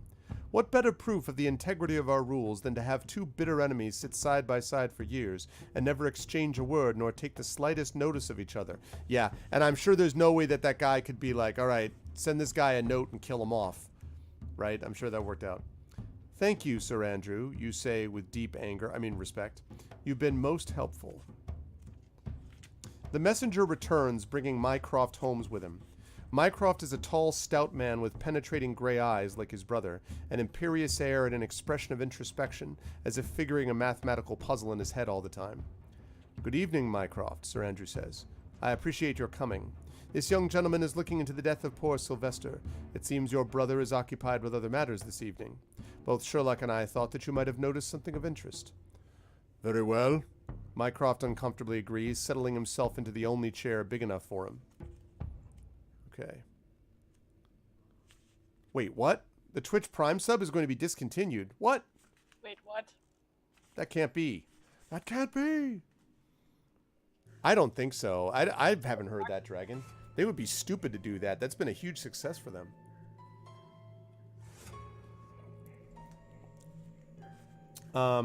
Okay. Thank you for speaking to me, you begin. If anything, Mycroft fills you with even more awe than does his more famous brother. You have heard that his ungainly appearance hides his shrewdness and powerful intellect. Alright, so I'm going to first of all ask what he saw when the Colonel died. I'm not going to ask Chat that, because I think Chat agrees that that's what we should ask. Mr. Holmes, did you see anything at the time that Colonel Sylvester died? Whom he spoke with or what he did? Mycroft shakes his great head. I'm sorry to disappoint you, but I was deep in my reading of a report and did not look up until I heard the thud when he hit the floor. Then I said, "Happy birthday to the floor!" No. Of course, he talked to no one. Such conduct is strictly forbidden in the Diogenes Club. Yeah, no, that's normal, Dragon. What happens is if you click on it, it'll show you whether you want to continue your sub, but it will also say lower on that screen how long until your Twitch Prime sub expires. So it'll say in that same little box that opens up, because I did that the other day. You smile at Mycroft, trying to think of the best way to ask your questions. Do you ask what he thought of Sylvester? I assume Chat would say yes. What did you think of Colonel Sylvester, you ask? What sort of man was he? Mycroft stares at you for a moment before replying, perhaps wondering if you will ever ask anything of import. I cannot say that I liked the man, but I cannot say that I hated him. He was terribly ordinary. He customarily sought the easy way to do things. Not a great man, but adequate if not pressed hard. You sigh, wondering if anyone will give you a straight answer. Wondering if further questioning of Mycroft will prove fruitful, you consider asking if he has some idea of who might have murdered Sylvester. I think this gamebook has a little bit of a problem where they have questions that you would obviously ask, but they're trying to make it seem like you have all these choices. Like, why you would not ask any of these questions is beyond me. I think you should ask Mycroft who might have killed him. Yes, exactly, Kertra, exactly. That's why I'm not asking Chat, because I figure we already know. Eridel's like, no, don't ask that one. Who might have killed Colonel Sylvester, you ask Mycroft. He pauses to think for several moments, then replies, I cannot name a suspect, but I can offer several plausible motives. Sylvester was a sharp dealer in business and delighted in upsetting others with letters to the press and similar activities, but I doubt that such nonsense would prove to be grounds for murder. Not unless he ruined somebody, and I know that did not apply to any of the members who were in the lounge. No, he says, leaning back in the sagging stuffed chair, you might look back to his military career, for if someone blamed him for some misdeed then, he might yet hold the grudge. All right, Kara, we need to pick a number, and we're going to add our intuition bonus. Again, this is our strength, so we have to add +2 to whatever score we come up with. Roll high. We want that Rocky Mountain High. Exactly, Erdno. Oh, look at that. That 10, though. That clutch 10 with the 2 means we get a 12. You cock an ear at Mycroft's words, remembering what... remembering what St. James said. There was some disgrace in the Colonel's past. And then it literally says, do you ask him about his past? Yeah, obviously we're going to ask him about his past. Why would we not do that? Okay. You make it sound as though the Colonel blundered somehow in his military career, you say. What events ended his career? Mycroft looks pleased. Sherlock teaches well, Mycroft says to Watson, then turns back to you. Sylvester might have remained in command for years if he had not had the misfortune to be sent out on an independent action against a group of marauders. When camped one night, his outpost came under fire. Believing himself besieged by superior numbers, he sent a staff officer and an orderly with an urgent message requesting reinforcements. The rebels caught the pair and tortured them to death. Daylight revealed that there were no more than 50 rebels attacking the camp, and the loss of men by his panic dismayed his superiors. Shortly thereafter, Sylvester was persuaded to retire from military life. As you take in the implications of the tale, Mycroft sighs, adding, if you uncover a connection between Sylvester's death and those blunders, then you shall have something. Ah, so this guy was a military F-up, as they say. With no other questions to ask him, you thank Mycroft for his assistance. He answers with a solemn nod. Will that chair ever be the same, you wonder? Turn to 595. Okay.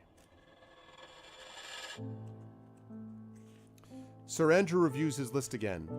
I should think that it would be best to talk to Mr. Henry Hamilton next. He brought a note to Colonel Sylvester, but had no other connection with the deceased. Do you wish to talk to him? Again, Is the sky blue? All right. You decide that it would be wise to talk to Mr. Hamilton. If we have clue Q. We do not have clue Q. Otherwise, turn to 204. A steward ushers in Mr. Henry Hamilton, who is introduced as a London solicitor. He is a solidly built man, trim and fit apparently, although he coughs from time to time. You estimate him to be in his late 30s. From his clothes, he is successful, although not wealthy. I appreciate your allowing me to ask you some questions, you begin. In certain ways, interrogating a solicitor makes you almost as nervous as questioning Holmes himself did. Probably will find that the colonel died of natural causes, but it is well to be certain. I couldn't agree more, he answers pleasantly in a surprisingly high-pitched voice. For a student of human nature, a few hours in the Diogenes Club is time well spent, do you not agree? What may I tell you? All right, and ask about the note, I assume. I am curious, you began, how you came to hand a note to the colonel. It hardly seems the duty of a solicitor. On the contrary, he laughs, it is a most natural task if the writer desires the delivery to be most discreet. I recently returned from abroad and I am trying to build a practice, so the fee for such a commission is very useful. A man I did not know came to my office, explained that he had some very important information for the colonel, but that he would prefer I deliver the warning. Warning? You ask eagerly. Warning is what he called it, Hamilton replies. It was a sealed envelope, but with Colonel Sylvester's reputation, it seemed hardly unusual for him to be receiving some kind of warning. I love how every person that ever gets murdered in one of these things, you find out is like the biggest piece of crap of all time as you go through. They're like, oh, he once kicked 5 babies in a row, and he firebombed an animal clinic, and you're just like, this guy is a terrible human being. Okay. Did he tell you what the note said, you ask? No.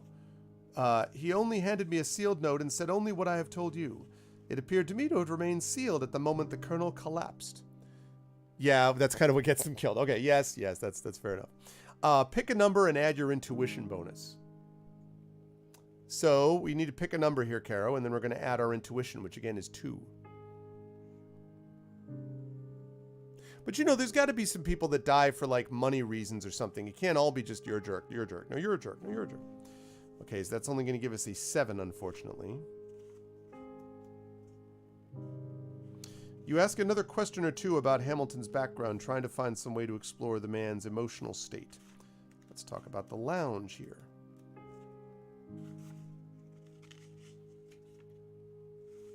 Well, but I'm not saying that you kill them for being nice. I'm saying you kill them because they have some other, like they see something they shouldn't have seen, or they have some money that you need, or something like that, rather than they're always the jerkiest jerk that ever was a jerk.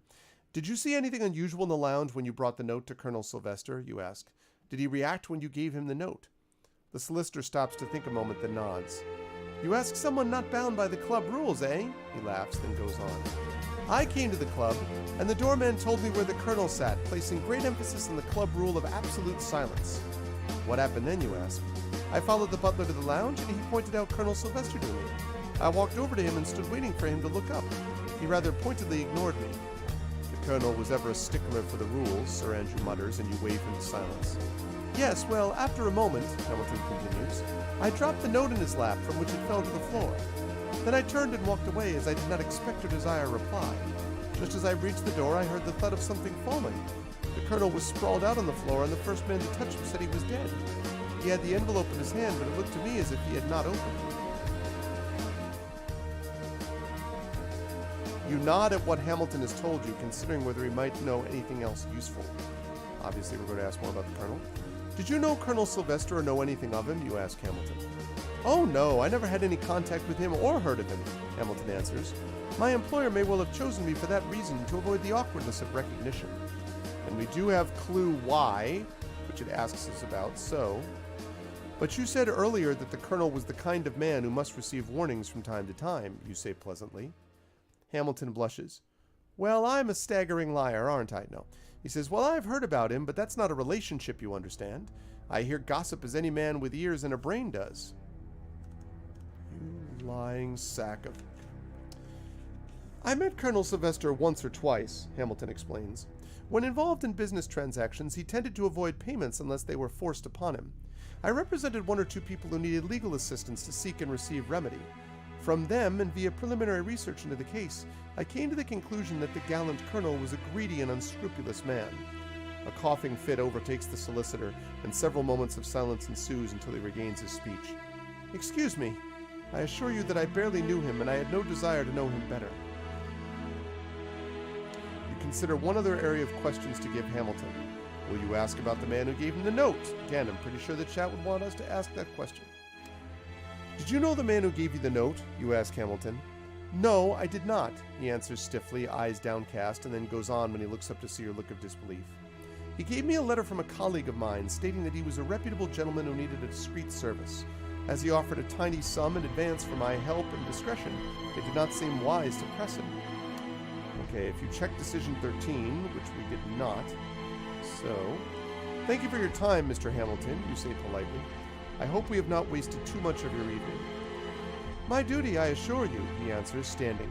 In silence, Hamilton bows and leaves. Watson catches your eye. That man would be wise to find a more congenital climate, the doctor tells you. That cough and the slight pallor he showed are not good signs. Sir Andrew again consults his list. The next man you should talk to is Colonel Stewart, he says. He is the only non-member remaining and did not see Colonel Sylvester until he came in to view the corpse. Again, it asks whether you want to interview him. Just like, okay. Colonel Stewart is shown in by a steward. That bluff, hearty face you remember appears pale and is a little drawn by the day's events. We did identify the person who drugged Irish Star, actually. That's interesting. That kind of connects this together. Because we did identify that person in the end. So, Colonel Stewart smiles in delight when he sees you, shaking your hand vigorously. That's right, this was the dude of the track. So you're investigating again, are you? He laughs. Well, I'm certain you shall solve the matter quickly, if there's anything to be solved. You thank him for the compliment and turn to business. If you check deduction 12, and you did not, so otherwise, turn to 326. Okay. I am afraid I know little of your cousin, you say. Lucky man. Lucky woman. This thing just assumes gender, and it's wrong. Lucky woman, Stewart mutters. So we're going to ask him about Sylvester, obviously. Sorry I'm not giving you more decisions, chat, but they're literally all, should we ask him this obvious question that all of you are going to say we should ask him? How old is this book? From 1980 something. 87. 1987. Okay. Did you get along well with your cousin? You ask. Stewart looks a little surprised and nods. Well, that's a fair question, as he died so suddenly.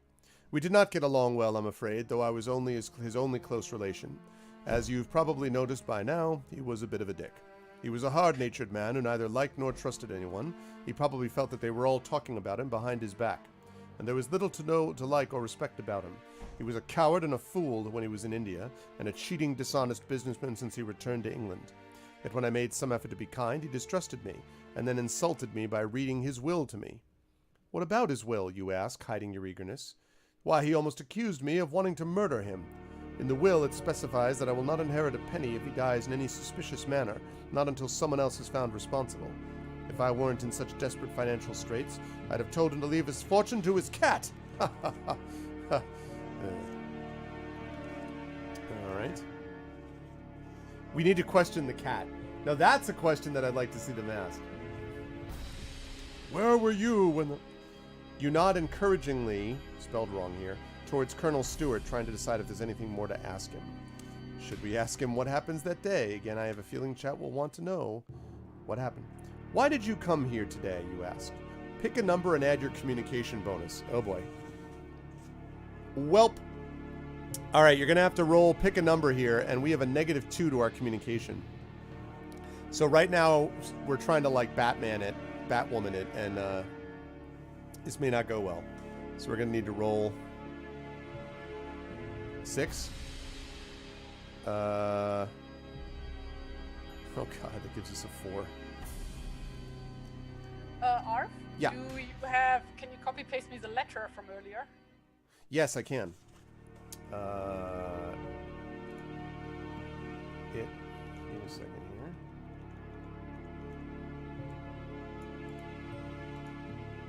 Letter is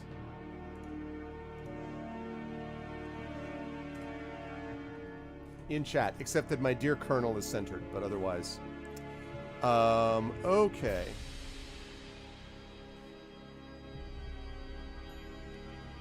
Okay. Shoot. Where was the...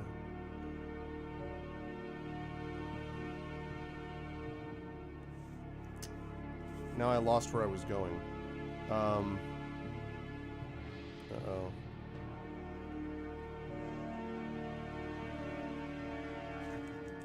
Oh, okay, so we asked why he would come here today. I needed money desperately, he snaps, his face red. Why else? And the only chance I had was to plead with that rotter. It obviously would do no good to ask him more. Check clue B. Oh boy. We just ended the conversation. That's not good. That's going to have all this information. We're going to come up with a completely wrong idea. All right. Check clue B. Actually, B is already checked.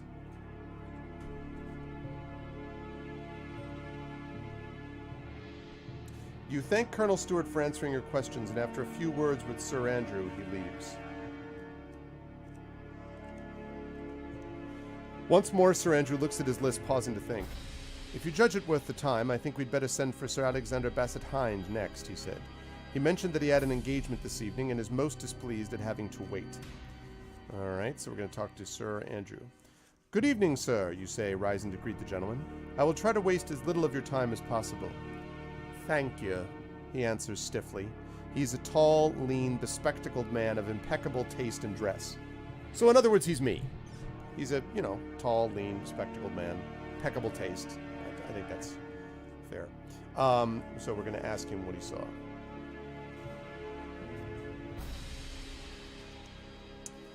Sir, you began, what did you notice regarding Colonel Sylvester's behavior and actions this afternoon at the time that you were in the lounge with him? He looks down his nose at you as he answers. One of the reasons I joined this club is a rule that specifically compels us to ignore everyone else. I follow the rule rigidly. You noticed nothing? You repeat. Nothing until they asked me to leave the room while they tended to his body. I didn't look at it. Dead men are not my idea of hors d'oeuvres. Oh, this guy's a peach. You consider other questions for Sir Alexander, like, for example, his opinion of Colonel Sylvester, naturally. What was your opinion of Colonel Sylvester, you ask? Opinion, he almost snorts. I come to this club because it's the one place in all of London where I can ignore everyone around me, and I am not forced to associate with them. I find the objects of my historical studies far more congenial than my contemporaries in the flesh. This guy's a charmer. Sir Alexander is obviously restless. With no more questions to ask, you quickly thank him and rise to hold the door for him. Who is next, you ask Sir Andrew. Lord Trent, the man who customarily sat next to the Colonel. Do you wish to talk to him? Pretty much I'm going to assume chat is going to say yes. Again, I apologize, chat. These are literally the choices they're giving us. Do you want to ask this question, that question, this question, that question? Lord Trent is an older man, thin, white-haired, and dried out. His eyes are cold and hard. It will take tact to question him successfully. All right. That's our middle name, Tact. We are so good on tact. We are all about it. Thank you for your time, you begin. Tell us what we want to know, you old bat. No. Could you tell me anything of what Colonel Sylvester did in the lounge this afternoon? Pick a number and add your communication bonus. Welp. Here we go. Good luck to us. All right, Carol, make it a good one. Make it a good one.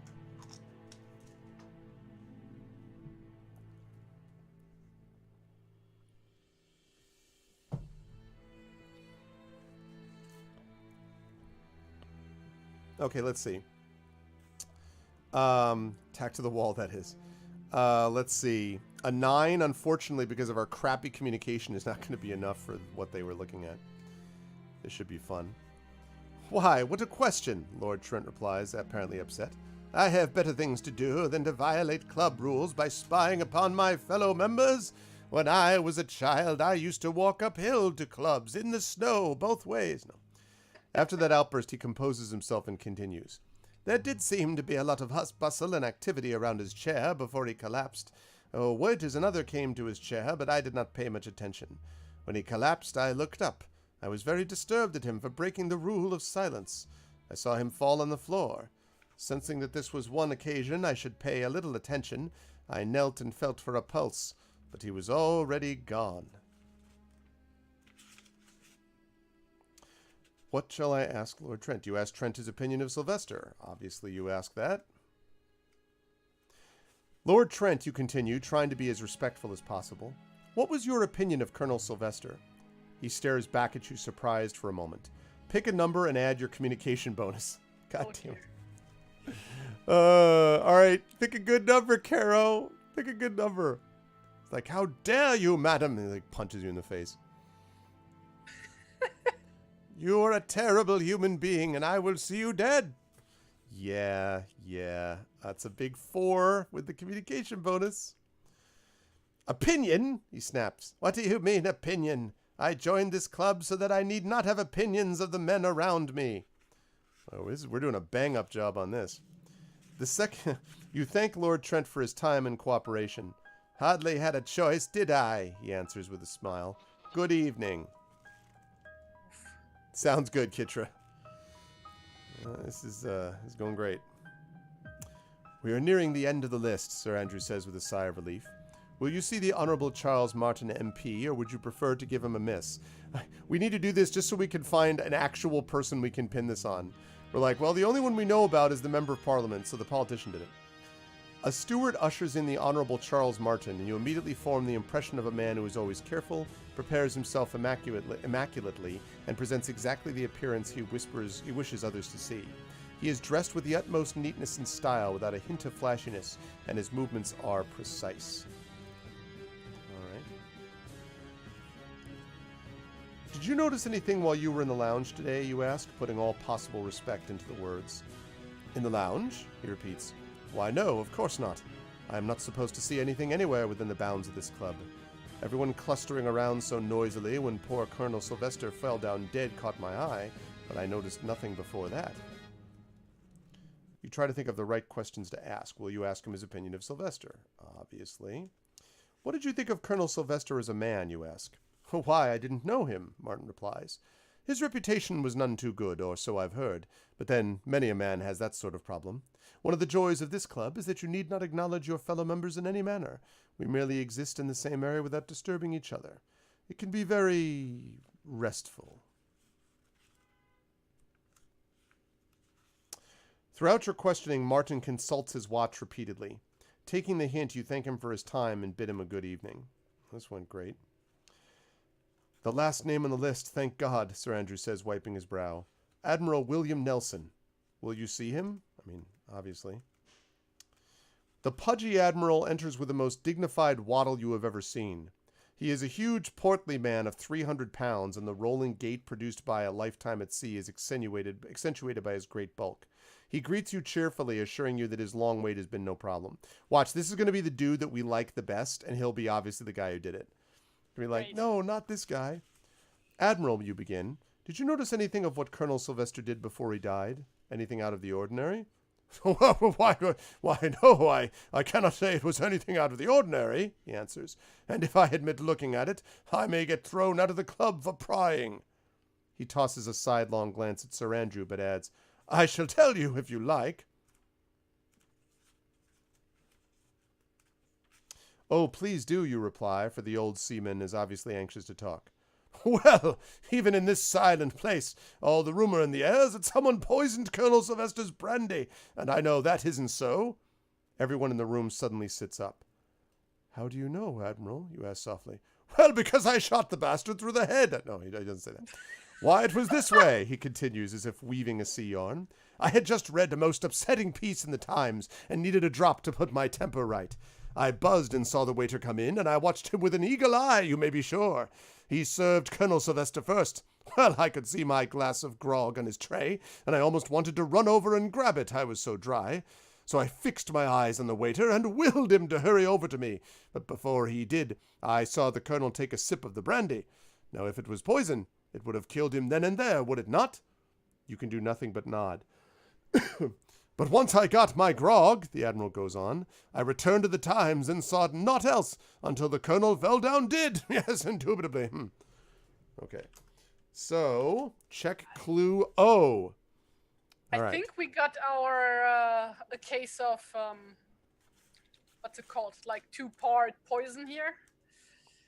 Right. It needs 2 aspects to make the poison. Yep, to activate The it. second part was on the letter. Yep, I think you're right about that. That's a good call. The letter does the second part. Yep. What questions beg to be asked the Admiral if you ask his opinion of Sylvester? Oh, and the other thing, of course, is that he only had that one kind of brandy, so it wasn't like anyone else was going to have it. So, did you know Colonel Sylvester personally, Admiral, or have any opinion of him as a man, you ask? The Admiral laughs, his whole great body shaking. No, well, know him as little as I could, for the man was a coward and a blackguard. Sorry, I think it's a blackguard, actually, is how it gets pronounced. Fortunately, in this club, I ignore all other members. A great comfort when they are men like him. You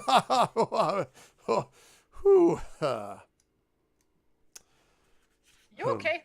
You thank the Admiral for his help, and the old sailor actually seems disappointed that you do not want to hear more.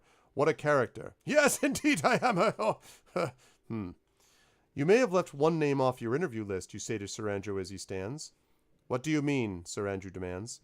I should like to talk to Tom Smithson, the waiter who served Sylvester the fatal glass of brandy.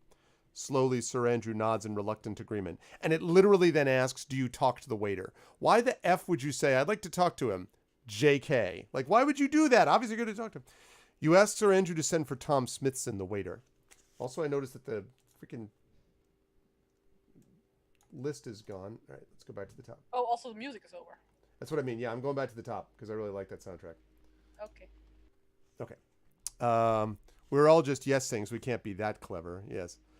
Okay. Smithson soon enters looking very nervous. He is typical of his type and class. Oh my god. A small, slender man with the most ordinary face who practically seems to vanish into the background, standing there waiting for your questions. All right, time to tell us what you know, sir. And Sir Tom, lonely man. Mr. Smithson, you say kindly, I know today's tragedy must have upset you, but could you tell us in your own words what you saw in the lounge today? Pick a number and add your communication bonus. God damn it. We just feel like our ability to interview is just not, the waiter is dead. Plot twist. Exactly, Rogan. All right, here we go, Caro. We got it. We got to do it. Like, summon all of our tact. Remember that one time we were tactful? Back in 1870. No, that's not going to do it. Not tactful enough. Okay. God, we're going to go back to Sherlock and he's going to be like, what do you think? We're going to be like, I think his dog did it. That's what he's going to be like. Well, I deducted that he is indeed dead. Exactly. It's clear to me that he no longer is alive. Saw, sir? The waiter replies, a little puzzled. Oh, well, I didn't hardly see nothing. I just took the gentlemen their drinks. It was like it always is here in this club. All these men just sit and read and never say a thing. A most pleasant, I find it. Not like some clubs where half the members want to pretend they's your mate. How many drinks did Colonel Sylvester have, you ask? The Colonel had 2, sir. I remarked on it, for it was unusual for him. He generally just had the 1 glass while he was reading his paper. Interesting, so he'd had 2 glasses. Maybe he just couldn't hold his liquor. Like maybe the second one he just had an instant liver failure. You ask Smithson about his background. Oh, I'm from London, sir. Lived here and worked here all my life.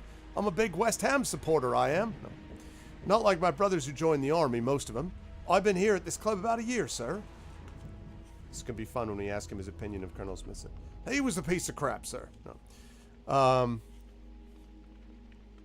Did I just say sir again? Yeah, multiple times. Damn it. He's not a sir. He's a ma'am. Good lord. He's a ma'am. Amazing. What was your opinion of Colonel Sylvester, you ask? He looks startled. I don't have an opinion of any of the members, ma'am. It's not allowed. Only thing I knew of the colonel was that he commanded my poor brother's regiment. Your brother's regiment, eh? What happened to your brother, may I ask? You inquire encouragingly. Aye, madam, it's my brother John. He was killed in India, he was, in the colonel's command, 10 or more years back. Check clue P. Yeah, we already know that he was a coward who, deserted. Yep. Like, Exactly. Did you blame the colonel for your brother's death? You ask. Blame the colonel, he repeats in astonishment. Now, who am I to blame a colonel, sir? Oh, yeah, really? Besides, we know better in our family. Why do I keep saying sir? God damn it, because he keeps showing it. It's wrong. It's not a sir.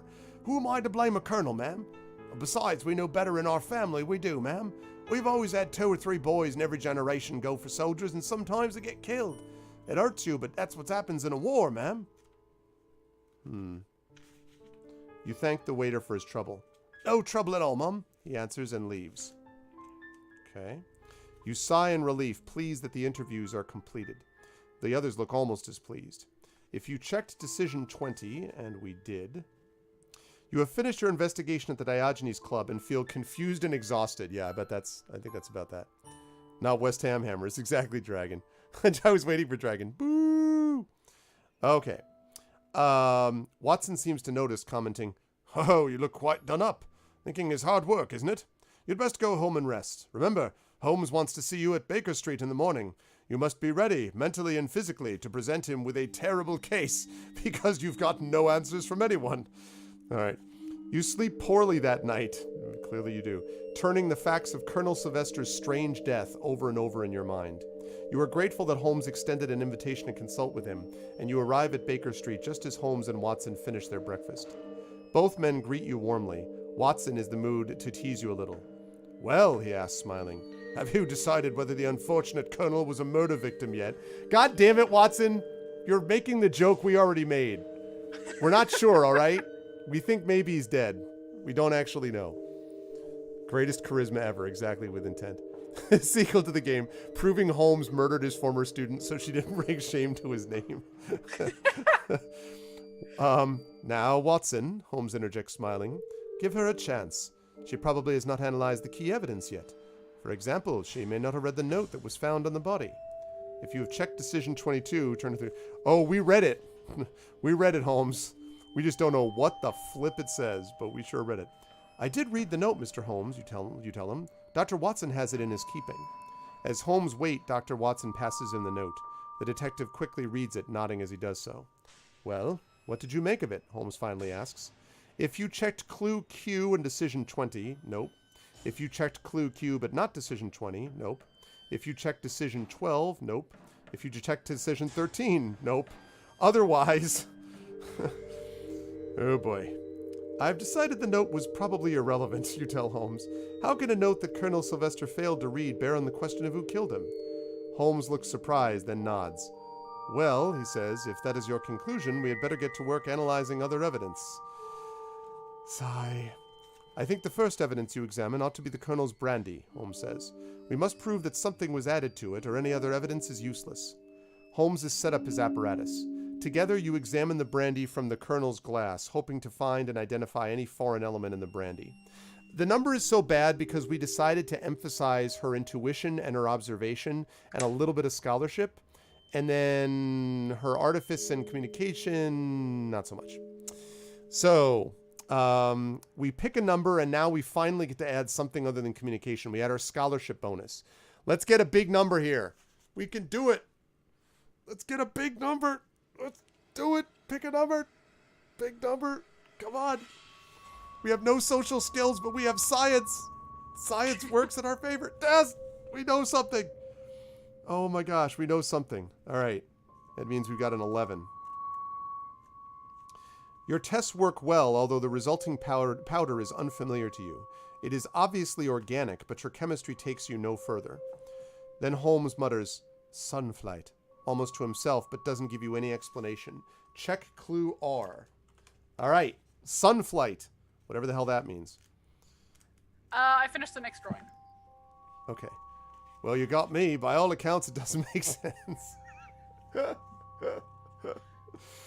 Well, I have this image of you basically holding the note of like, that's a really good one too. I like that. I have this image of her holding a note and like basically like shrugging with a big smile, like it's fine. And Holmes and Watson being like, what? Like just staring at her as she's like, there's nothing, you know what I mean?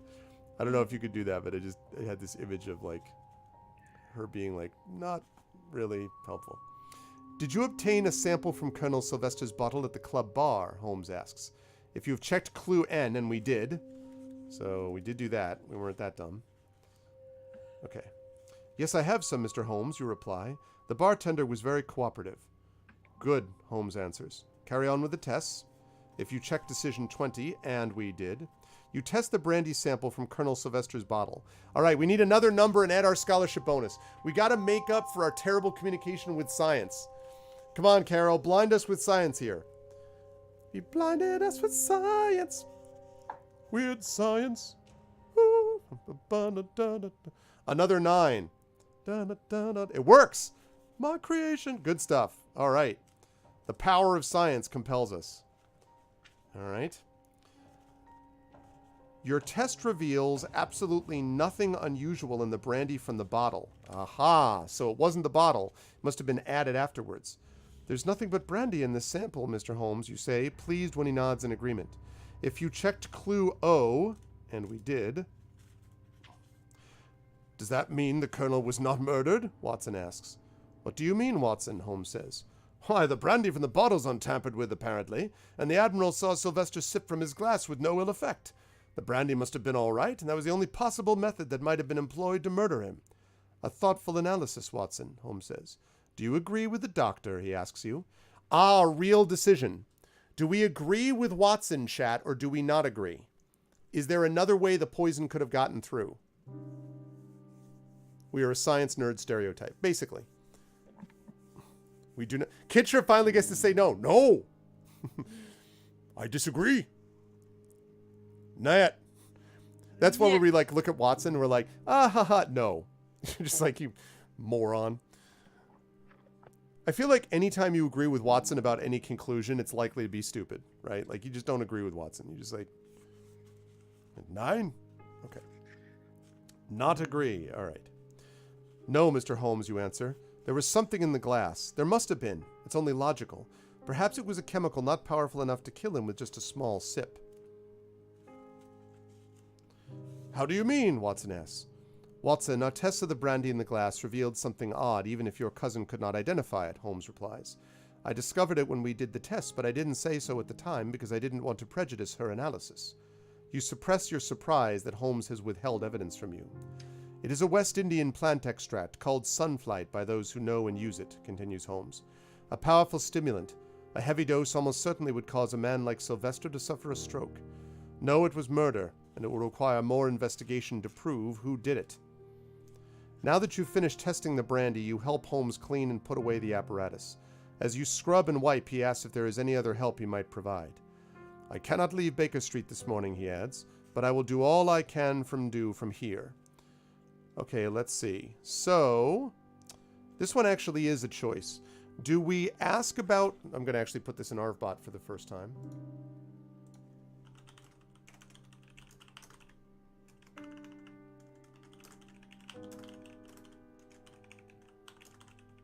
So do we ask Holmes about Colonel Sylvester?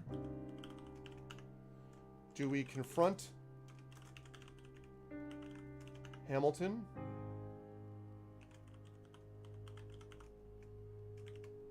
So what do? Do we ask Holmes about Colonel Sylvester? Do we confront Hamilton, or do we say otherwise? Exactly, Kitra. Right. I think that Terry's onto something. I think it's got something to do with the paper, and I think that the paper plus the brandy is what made this happen. Well, we can find out one way. We did touch the letter. We do have a sample of the alcohol. So if we take it and die, then yeah, it's a good idea. It's not about surviving this game, it's about solving the case. You drop dead as your vision slips from you, secure in the knowledge you've solved the crime. Oh, God. This is one of the ways where the book is like, oh, clever. Okay. It looks like we're going to... So far, we have 2 votes for asking Holmes about Colonel Sylvester. Vote 0, huh, Rogan? Remember, folks, this is $vote space and then the number that you want. So if you want to ask Holmes about Colonel Sylvester, it's $vote space 1. If you want to confront Hamilton, it's $vote space 2. And otherwise, $vote space 3.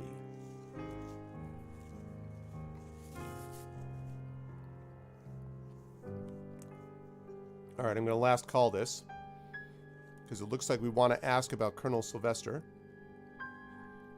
Our first ArvBot vote. Yeah, I would think so. Base 10 is tricky. All right. 5 out of 5 people would actually want to do that. All right. So we're going to ask about Colonel Sylvester. Mr. Holmes, you begin. Do you have anything in your records on Colonel Sylvester? If I knew more about him, it might be easier to discover who killed him and why. Holmes nods. I took some notes and clippings about him and put them in my commonplace books, he explains. I thought that he was a man who might enter my line of business someday. I rather expected him to be a criminal rather than a victim, he rather morosely adds. Eagerly you read the material. Sylvester had left the army, apparently in some disgrace, although Holmes does not know the details. I know the details. Ha ha! Back in England, he had engaged in a number of business speculations, dealing in cloth, spirits, and lumber. His reputation for an unscrupulous ruthlessness was borne out by several of the clippings. He often strayed close to lawbreaking and seemed to delight in the ruin of his competitors, both domestic and foreign. One Frenchman, for example, had been reduced from great wealth to running a very small business in wine and spirits. That isn't all, Holmes adds. There are many others ruined, just as he ruined this Frenchman, Pierre Armand. Watson looks up in surprise. Pierre Armand, Holmes? He asks. Why, he's listed as staying in the Royal William Hotel, down near the docks. Check deduction 14. Okay. It's got something to do with his military service, no question about it, I think. Okay, we ask him about Armand. Do you have any other information about the Frenchman? You ask Holmes.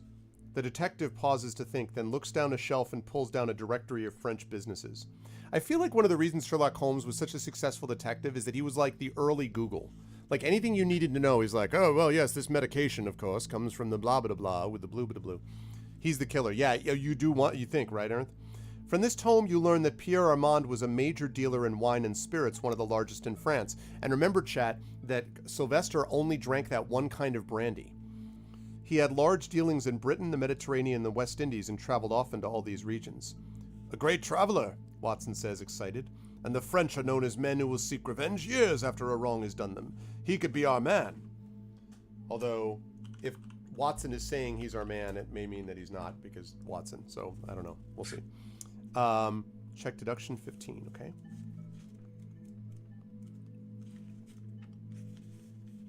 There is so much that would be useful to know, you sigh, but I fear wasting your time asking about men who probably don't matter. Don't let that worry you, Holmes says. The only way you will learn to differentiate the wheat from the chaff is by practice. And clearly you're incapable of actual human interaction, so you need to ask me all of them. Okay. You know, it's not like Holmes had the greatest social skills either. He was just better at questioning than she was. I hesitate to consider that a former employer would be a murderer, you say, but do you have any information on Colonel Stewart? Spelled here Stowart. Don't let sentiment muddle an investigation, snaps Holmes. Why, even if Watson should take the path of crime, he knows that I would not let our friendship stop me from pursuing him. Your cousin's smile at this jibe is a little forced. Holmes searches his shelves and pulls down a volume. This might help, he says. It's published for the horse-raising business and describes the background of many of those who own and race horses. They are most concerned about the integrity of those who race, since the damage from a scandal would be so great. You read the paragraph about Stewart. When in the service, he spent some time as a subaltern in India, but passed most of his career commanding an outpost in the West Indies. You comment on this. Yes, Holmes agrees. Not an exciting history for a man who so fits the image of a fighting officer. But Colonel Stewart is not a rich man, and a lower prestige regiment assigned to the islands would give him a better opportunity to rise in rank. That is probably the only way he was able to achieve field rank. Check deduction 16. Well, we're getting a lot of deductions. I just don't know if any of them are right. Based on all this, Mr. Holmes, it's very clear to me that the actual killer is Big Bird. You know, like, at some point I just feel like... Therefore, the true evil is Elmo. No, not Elmo! He can't be the murderer. Watson is always wrong, so it's not the freshman. Yeah, it's true. You know, cousin, Watson says, I still wonder about Lord Trent. Sorry, wrong voice. You know, cousin, Watson says, I still wonder about Lord Trent. Sitting where he did, he could have dropped something in Colonel Sylvester's drink without anyone knowing. Okay, let's ask Holmes about Trent. Yes, Mr. Holmes, you say, following Watson's comment. Do any of your books tell about his lordship? Of course they do, Watson interjects. Holmes has information on every man of any interest in London. It's a major part of his genius. Holmes smiles thinly at the compliment, then pulls down the requested volume. There is little in it about Lord Trent. He's lived all his life in London, dealt in railroads extensively, and has a reputation for ruthless but honest business dealings, Holmes summarizes. It says if you checked clue Q, but we did not, so... Well, anyone else? Holmes says, still smiling. If not, you and Watson had better plan an itinerary for today's expedition. How about the solicitor, Hamilton? Watson says. He might be too obscure. Alexander Hamilton. His name is Alexander Hamilton. You begin to ask Holmes about Hamilton, but before you can get the words out, he hands you a directory of London solicitors. You read the entry. Henry Hamilton, Associate, Barnes, Grable, and Anderson, 1881 to 1883. Queen's Counsel, Nassau, the Bahamas, 1883 to 1894. Independent Practice, London, 1894 to present. Widower, married Mary Victoria Saunders, 1880, died 1894. Address 417, B. Hunter's Court, London. Check deduction 17. Okay. Turn to 356. Finish checking suspects' records and Holmes's files, you begin to plan an itinerary for the day's business. As you and Holmes prepare the list, Watson surprisingly interrupts you. I say, he begins, I just remembered I might have something that could be of help up in my trunks. Look, Watson, I don't want to see anything in your trunks, okay? There's no reason. We are cousins! We're cousins. This is just wrong. Holmes is right like here. Victorian England. Just despicable. Right. Nonetheless, it says, we obviously, All right, Watson, what are you going to show us in your trunks? Holmes has a wary look. Yeah, so do we. But you accept your cousin's offer. As he hurries upstairs, you explain, He's been so kind to me, Mr. Holmes, that I could hardly refuse when he offered help, could I? Holmes reluctantly agrees. Is the great detective a little jealous? Very nice, Dragon. Perhaps he resents being shut out of such an interesting case and would like to see all the loose ends joined as soon as possible. Smiling, Watson returns with a big scrapbook. I kept this for 2 or 3 years after my return from Afghanistan, he explains. Whenever the papers had an account of fighting in India or Afghanistan, I clipped it. Then if I ran into any old comrades who knew more, I wrote out their comments and inserted them. With a flourish, he opens it to one of the last items and you read it eagerly. Fighting in India. Units of the 17th Special Brigade under the command of Colonel Philip Sylvester were recently engaged with outlaw forces in the frontier region between India and Afghanistan. After several weeks of attempts to disperse the hostile forces, Colonel Sylvester found himself under attack on the evening of July 17th as his forces began to prepare their camp for the night. Colonel Sylvester immediately responded to the threat, doubling his pickets and sending for assistance to the main forces in the area. Skirmishing continued all night, but the alert attitude of the British forces prevented a stronger attack. The enemy fled at dawn as the troops of the 17th and 19th Brigades arrived to relieve Colonel Sylvester's command. British casualties were very light, counting only 1 officer and 1 man killed and 5 enlisted men wounded. The dead were among the messengers sent for help during the night attack on Sylvester's camp. The brutal and barbaric enemy captured those 2 devoted soldiers and tortured them to death in a manner shocking to even the most hardened veterans of the frontier army. What's up, Magical Star? General Montgomery then ordered Colonel Sylvester to return to the Delhi district and to report the situation to the Governor General. He also carried several captured chiefs into Delhi in order that their crimes might be judged by the government. General Montgomery continued the pursuit of outlaw forces deep into the hills and did not cease the operation until the enemy was scattered to the 4 winds. British casualties included Lieutenant Terence Saunders and Corporal John Smithson, that's the waiter's brother, killed in action, and Captain the Honorable Edward Trent, killed in an accident. Lieutenant Saunders is survived by his sister, Mary Victoria. Captain Trent is survived by his father, Major General Sir Gabriel Trent, his brothers Henry and Thomas, and his uncle Lord Trent, the shipping magnate. Wasn't Lord Trent another dude that hated Sylvester? So Lord Trent's nephew was the one that this guy actually killed, which also means that Trent is related to the waiter. A second clipping dated a few months later mentions Colonel Sylvester's resignation. Beside the clippings, there's a note in Watson's almost indecipherable hand. Sir H. says the deaths came from the colonel's incompetence and cowardice, and that only mistaken kindness on the part of the High Command permitted him to resign rather than face dismissal and disgrace by court-martial. Very good, Watson, Holmes says. Now, if you will, get your gun. I would like you to accompany our friend today. When pursuing a murderer, there is always some danger. Watson readily agrees. Watson's got a gun. Watson's got a gun. Something is undone. Okay, so we check deduction 18, and on we go. You set out with Watson to continue the investigation. You start out walking, keeping half an eye for a cab. It was Watson with a revolver, exactly. You know, cousin, you say, I'm pleased to have the opportunity to finish the matter out from under Mr. Holmes's eye. I appreciate all his help, but I know exactly what you mean, Watson laughs. I treasure him more dearly than any other man I've known, but he's so confoundedly correct that his would make the most efficient man in the world doubtful of his wits, and the most efficient woman doubtful of her hat. Who's first on our visiting list? I made up the hat part. If you checked Clue M, and we did. I'm considering a visit to Amber's, the dealer who sells the Colonel's brandy, you say. Oh, do you think someone substituted a poison bottle for the Colonel's at the club? Perhaps, but we're going to figure that out. Okay, here we go. Amber's Wine and Spirits is a small shop below a bigger business with steps leading down from the street to its cavernous entrance. Inside it is dark and dusty, with shelves filled with hundreds of different bottles, most lying on their sides. One side of the room has a bricked-up area from which a small tinkle of bells emerges. I'm just kidding, I just made that up. It's a little inside Edgar Allan Poe joke. The plump, cheerful man behind the counter is obviously the proprietor.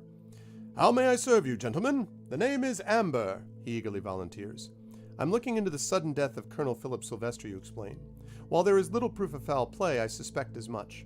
We understand that you furnished him with the St. Gabriel's brandy that he customarily drank. Yes, he answers, considerably subdued. Do you have reason to suspect that there was something amiss with the brandy from my shop? Not at all, you answer quickly. But the art of detection involves examination of every factor connected with a possible victim of foul play. Oh, I shall be happy to help then, Amber answers. So we ask him who supplied him with the brandy. Who shipped the St. Gabriel's to you, you ask? Amber quickly replies, I get it from a French shipper, Pierre Armand. He was once a major dealer, but now has only a limited business. Yeah! It's something to do with Armand, a freaking French guy that already has reason to hate him. Check Clue S. Hell yes. That's what I'm talking about. Clank of chains, exactly. It's the goddamn French. I suppose very few people bought such a rare vintage, you mutter, and Amber agrees without offering details. So you ask to see a list of clients. Do you have a list of those who bought that brandy? You ask the man. Guess what we have to do, chat? We have to pick a number and add our communications bonus. Wee-hoo! Come on, Caro, you could do it. Pull it together. Give us the list. Give us the list. You can do it. Give me the list. Where to me? Where's wine list? It worked. Oh my God, it worked. Woo! Where's wine list? Nice. We just Batmaned it right here. A list of my clients, Amber asks. But why? If any known enemy of the Colonel's bought this brandy, you patiently explain, it might indicate that he substituted a poison bottle. I hardly expect to find anything, you add hastily, seeing the doubt in his eyes. I merely hope to eliminate a possibility. With this explanation, he furnishes a brief list of names. Except for Sylvester's, none of the names is familiar. Alright, so it's our boy, Sylvester. Having all the information from Amber as you dare to expect, you thank him for his time and leave. We gotta go see this Frenchman. You consider whom to investigate next. If you check Deduction 17, and we did. If you want to learn more about Hamilton, you might visit his old offices, Watson suggests. Though after so many years, it's probably a waste of time. I doubt that any of his associates would remain. Thanks for the input, Watson. We're going to his offices. You find the offices of Barnes, Grable, and Anderson, where Henry Hamilton was once a junior associate, in a solid stone building near the Old Bailey. The office fittings, furniture, drapes, and lights are very solid and reliable. This is obviously the sort of conservative old firm that is the bulwark of the empire. I'm seeking some information. Oh, sorry. After a wait of 30 minutes, you go in to see George Grable, the senior partner in the firm. Old and thin, he seems fragile, but his eyes are still sharp and cunning. What may I do for you, gentlemen? He asks pleasantly. I'm seeking some information on one of your former associates, Mr. Henry Hamilton, you explain. Information? He asks in surprise. For what purpose, madam? We don't discuss our colleagues to pass the time of day. Now, do we say, chat, this is actually a legitimate decision. Do we say that Hamilton might be connected with a suspicious death? Or do we say that we might hire Hamilton? What should we say, chat? Hamilton might be connected with a suspicious death, or that we might hire him? This is interesting. I'm not sure where to go with this. So instead, I'm going to let chat decide while I have a bite of blueberry muffin. Oh, I want one. These are homemade, too. Oh. Pretty good.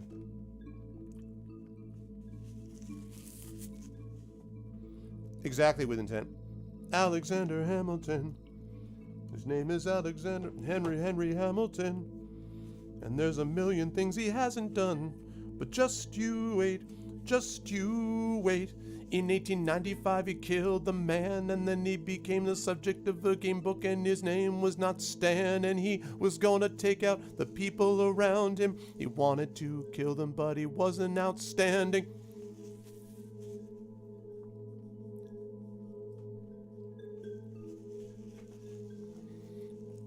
Oh, the options, Caro, were: do we say that that he's suspected of a crime, or do we tell the guy that we want to hire him? We do not say that we are Arthur, King of the Britons. No, we request the Frenchman surrender on the spot. So I'm getting a lot of hmms. So Kitra says hire him. Aaron says tell the truth. Caro says hire him. So we have 2 votes for hire him, 1 vote for the truth, and 1 Monty Python reference. I say we are hangry for not getting any of the muffin. Here you go, chat. Here you go. And for Terry, there you go. Muffin, see? Great. Fresh blueberries.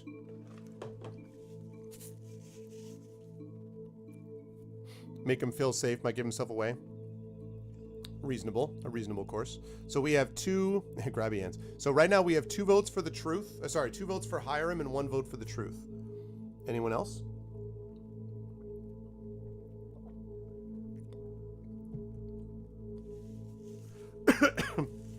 I like the idea that we're nibbling the muffin in front of this guy who's literally staring at us, and we're like, it's delicious muffin. Oh, that reminds me of my one of my first D&D characters that I ever played. She was a very vain person, very like concerned about her looks and stuff. So I convinced the DM that she could always get a nail file out of anywhere, so that she could do her nails wherever. So that when she got bored by talking to an NPC, she could just stand there doing her nails in front of them. Nice. Yeah. That's awesome. All right, it sounds like hire. Okay, we are going to hire him. That's what we're doing. We might hire him. I need a solicitor, you explain, and as I recently met Mr. Hamilton, I was considering him for the task. Before offering him the position, I read his background in a directory. I was curious as to why he suddenly left a major firm like yours to take a colonial post with no chance of advancement. I want a sound man for my affairs, naturally. The old gent sighs, thinks for a moment, then nods. I can understand that it would look very peculiar, but actually the details reflect very well on poor Hamilton. He pauses but goes on when he sees that what he has said isn't enough to satisfy you. Hamilton was a most promising young man, with a good future in his profession and a lovely young wife who would help him reach his best. Then tragedy struck. His wife's health was shattered when her brother died tragically, and the doctors insisted that her only chance for recovery lay in moving to a more comfortable climate, where both the change of climate and the change of scene would help to rebuild her shattered constitution. Being the man he is, Hamilton immediately resigned his position with us and went out to the Bahamas. Our head of chambers was able to arrange the post for him. Alas, the poor girl never really fully recovered, though apparently the climate did help her. When she died last winter, Hamilton returned to London to try to pick up the pieces of his former life.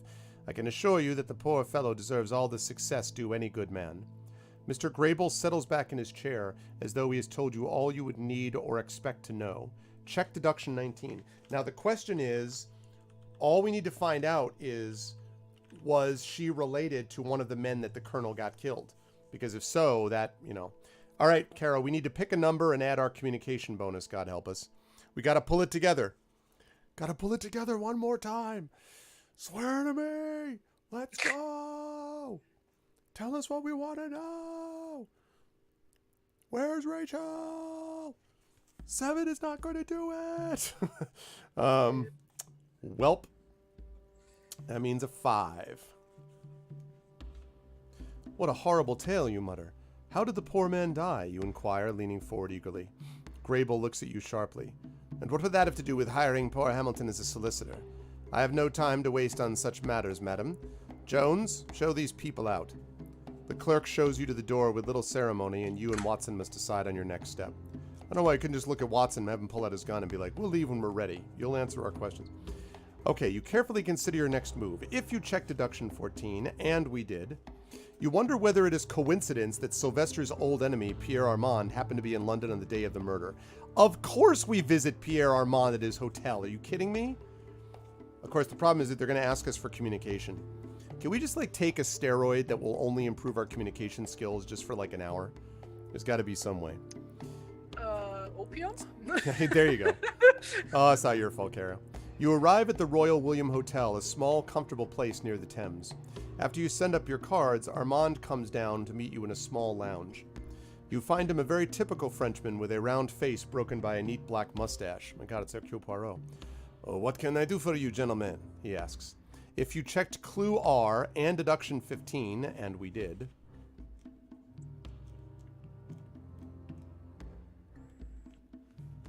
You wonder if Armand could have learned about Sunflight during his residence in the West Indies. Well, let's ask him. You trade a few pleasantries with Armand, then suddenly ask, what can you tell us about Sunflight? Sunflight, he answers, obviously mystified by the word. What is Sunflight? A new brandy you desire me to import? You explain to Armand that you were looking into the death of Colonel Sylvester, and that you have heard that he dealt with the Colonel in the past. You also ask for his opinion. I would be obliged, you continue, if you would tell us what you thought of the late Colonel Sylvester. Armand's face darkens, his eyes narrow with sudden hate. Colonel Sylvester, I should be getting ready to dance on his graves, madam, but the man has ruined me again by dying at the wrong time. How is that, you ask? If you know anything, you know that Colonel Sylvester ruined me years ago. Oh, very well. We live in a cruel world and deal in a difficult business. I understand that, madame. But I also know that every dog has his day, madame, and mine was coming. I make friends with the right government officials back home, and I have this Colonel Sylvester in the palm of my hand. He either give me back much of what he took away, or I ruin him. And what does he do? He goes and dies. Bah! It doesn't sound like he killed him. That's unfortunate. That was our best set of leads. You thank Monsieur Armand for his time and help and leave the hotel. Oh, I finished the next drawing. This letter is utterly useless. This letter is utterly useless. It's the best. You need to say it more cheerfully. This letter is utterly useless. Yes. Oh my God, that's really funny. Okay. Our last visit, chat, and it's 2:57, so I think we probably have time for one last one, Terry, I would say. Okay. If you were inspired by one. I don't know which one yet. I'm trying to think about, you could, I guess, a meeting aren't we with... usually stopping at 9? I'm sorry? Aren't we usually stopping at 9 p.m.? Yes. So I think we're getting close to the end, so I'm going to try to push for another 15 minutes, was what I was going to do. Okay. Yeah. But you don't have to either. No, well, if I can think of anything. Okay. We have one more visit, cousin, you tell Watson. Mr. Holmes is very definite that I visit Colonel Sylvester's flat to see if I can find any material bearing on his death of affairs. I may need your help if his staff is uncooperative. You mean to threaten them, madam? Do you mean to wave a gun around in their face? With Watson, you come to the building in Mayfair where Colonel Sylvester maintained a flat. It is a well-built building, and even the fittings of the entry and stairs show that the home belongs to men of great wealth. A porter shows you how to get up to Sylvester's rooms, but there is no answer when you and Watson knock. Pick a number and add your observation bonus. Oh my God, we finally get to use observation. All right, Caro, this one's in our favor. We roll and then we get our observation. We can do it. We can do it.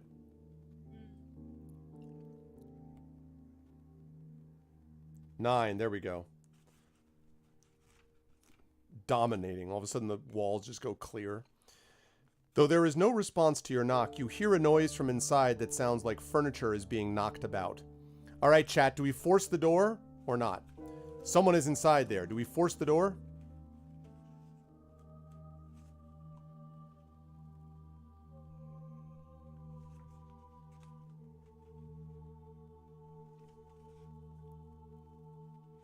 You hear the... kick it down. Charge! All right. There's someone in there, Watson, you whisper. We must do something. Help me force the door. Watson looks at the door and shakes his head. We would need an axe to break that door in, he whispers. Can't you work the lock? Besides, the porter would summon the police if we broke in the door, and we'd be hard put to justify our action. I don't know if I can pick the lock, you say, but I shall try. Pick a number and add your artifice bonus. Oh, God, help us. Doing this with the hair needle? With it, exactly. Yeah. This is another pick a number and -2. Roll high, Caro. Let's pick this lock. We can do it. Swear to us, door. Swear to us. Come on, you can do it. We can pick this lock with force. Oh, 8 is not going to do it because of the -2. All right.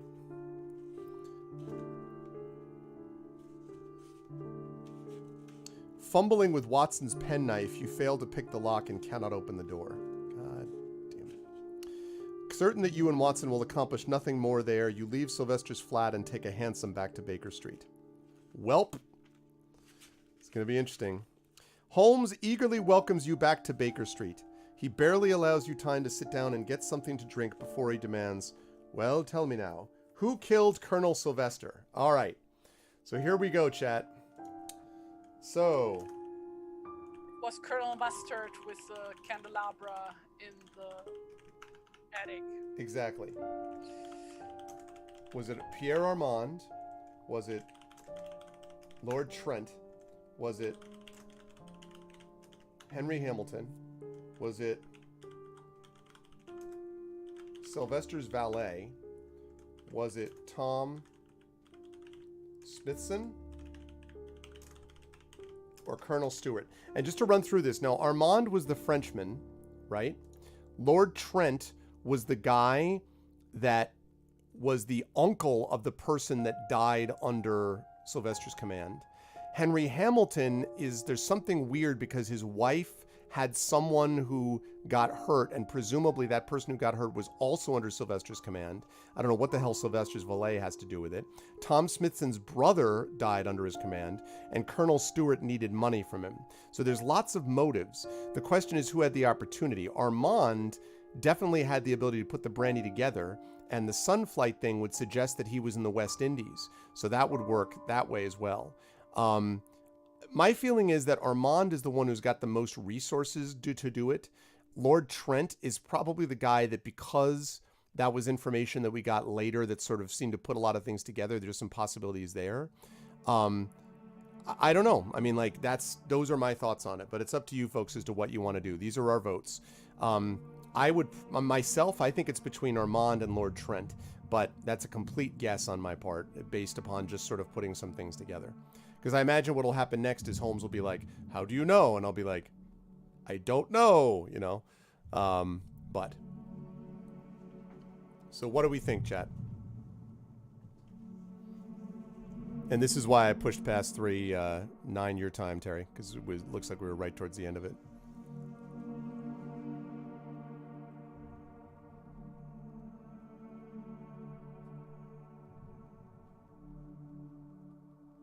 I love that this letter is utterly useless. Yep. Wow. So far we have 2 votes. So you think it was Smithson, huh? Okay. The ones based on money motives were Colonel Stewart, and I think that's all. Everybody else was...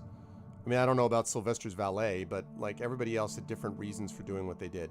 Hamilton's wife was like hurt in the Bahamas, Hamilton's wife had her brother died suddenly, and she had to go to the Bahamas, and she never recovered.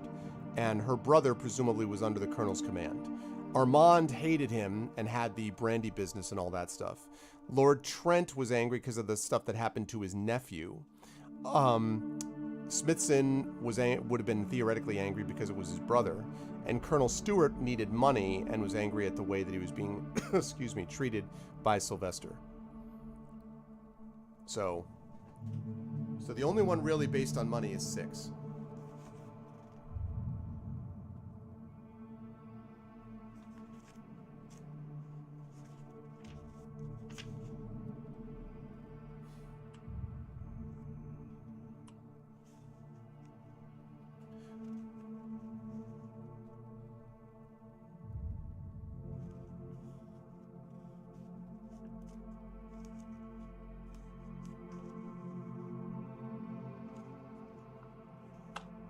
It also has to be someone who was in the West Indies, by the way. Smithson's never been in the West Indies, and I don't think that Stewart was either.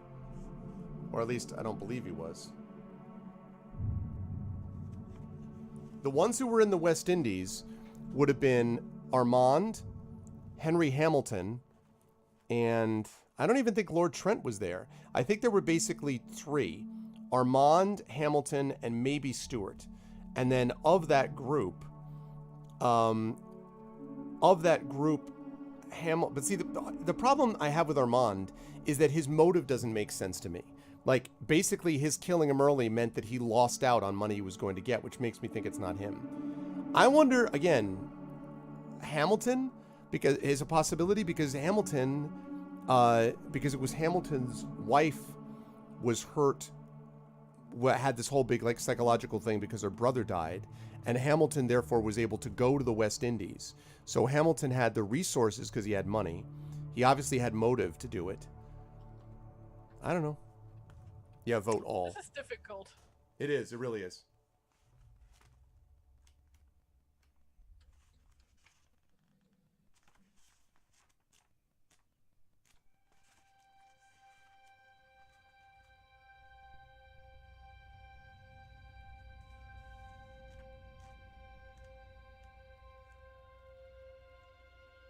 Oh, now everybody's going for 3, and I have voted for 3. Well, yeah, I don't want. I haven't. Obviously, I don't know. Like, I'm not looking. I haven't looked at the book. I don't know. I'm just taking a guess because, like, I wanted it to be Armand, and then when we went to see Armand, and he was like, "Yeah, I got screwed out of a bunch of money." I'm like, "Oh," and then I was like, Smithson just doesn't feel to me like he had the access to do this. Like, he doesn't. How would he know about it from the West Indies? I don't know the Sylvester Valet thing. I don't know what the hell that's all about. Colonel Stewart. I felt like we just dealt with Colonel Stewart at the racing track, and I felt like his thing about the money seemed kind of off to the side to me. And that leads Lord Trent, Henry Hamilton, and Lord Trent never went to the West Indies. So that's why I thought Hamilton, but I don't know, is a guess. Somebody killed, oh, you mean killed the man so that Armand would get it pinned on him, Rogan? I guess, but I haven't heard any, we never found any clues that suggested that people didn't like Armand. You know what I mean? Sylvester's valet. It was obviously the butler did it.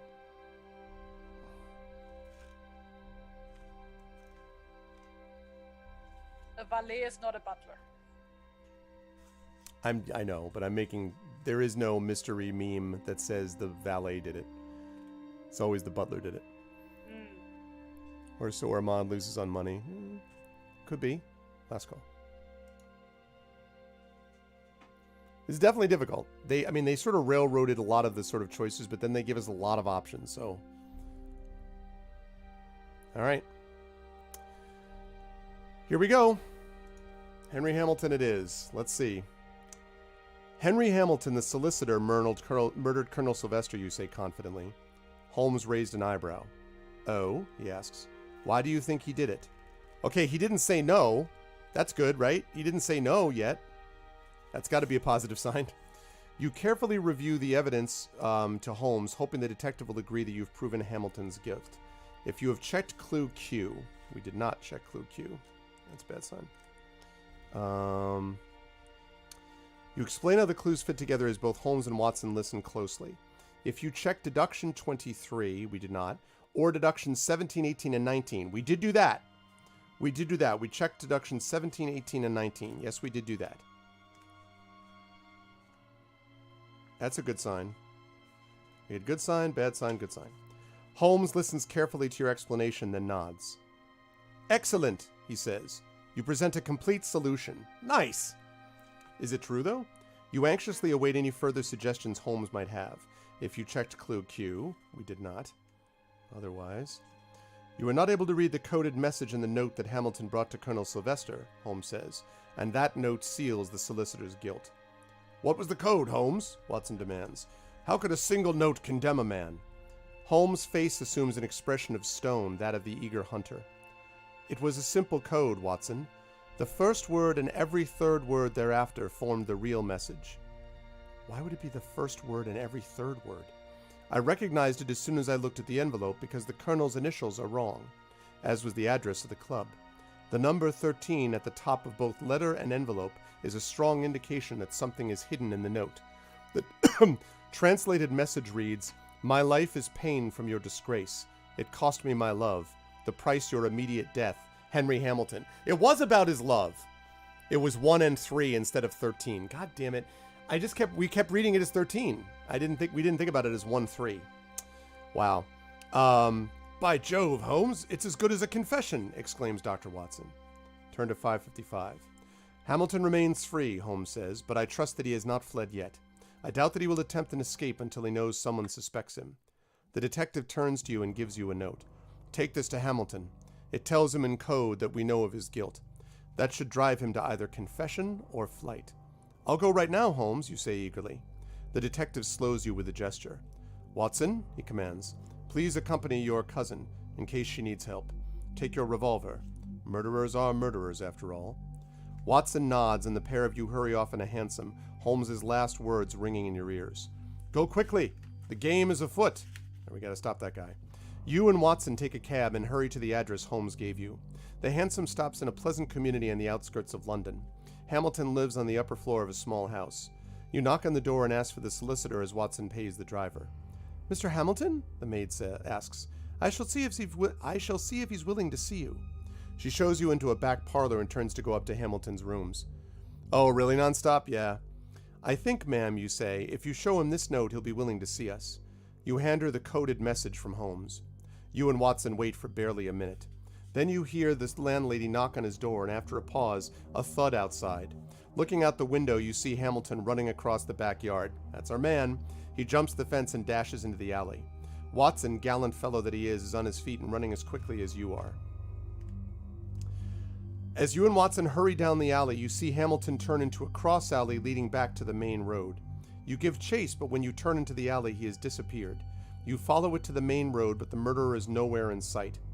Where is he? Watson asks, then adds, he must have hidden in one of the shops, pointing to the 3 buildings lying between the alley and street. The other side of the alley is blocked by an abandoned warehouse. The doors are boarded up and obviously impassable. You stop to think. The first building has a back door opening onto the alley at ground level. The second has a pair of wide flat doors leading down into its cellar, while the third has doors at both ground and basement levels. So let me say that again. The first building has a back door opening onto the alley at ground level. The second has a pair of wide, flat doors leading down into its cellar, while the third has doors at both ground and basement levels. So this is an example of the picture. There's not a lot of detail to it, so... Okay. So, this will probably be one of our final decisions, I'm guessing. And it is... Do we search the first building? Enter the second building.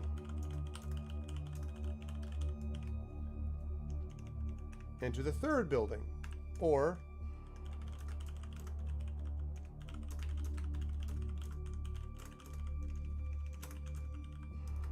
stand at the corner and watch the front of the shops. Which way? What should we do? Search the first building, enter the second building, enter the third building, or stand at the corner and watch the front of the shops? What should we do, chat? And behind curtain number 3.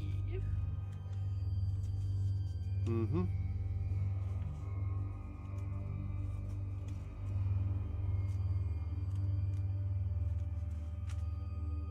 Wait, is there any clue as to which building we should go into?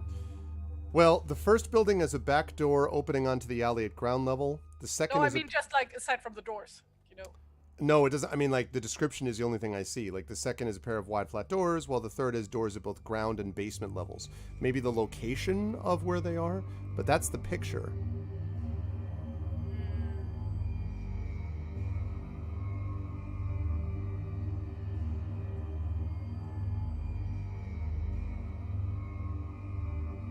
So, I mean, I don't know. I'm thinking like a back door opening under the alley at ground level. I mean, maybe the argument, like the third building has access in and out. You know, like the third building has 2 exits. Maybe that makes sense. I don't know. But then the other place might have a place to hide. I don't know. I'm just guessing. I have no idea.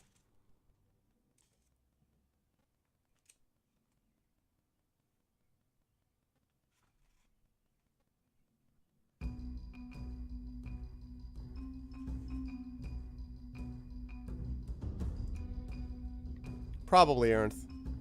But we throw that to the side. Because we are not a male. We are Lady Abigail Esterhazy Smith. Communicating genius. Alright, last call. Alright. So, we are going to stand at the corner and watch the front of the shops. Okay? This is good music for this.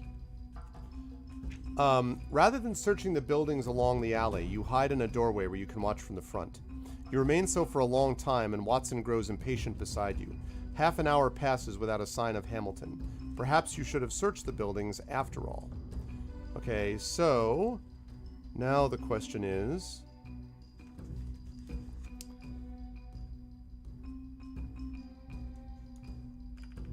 Okay, so we're going to do the exact same thing, but the third option here is to wait. So do we search the first building, enter the second building, enter the third building, or wait? Now remember, he can't have escaped because we already, like, there's no other exit out from where we wouldn't have seen him. So do we search the first building, the second building, the third building, or do we wait? So continue to wait. Because we haven't, you know, they're definitely a progressive club, yes.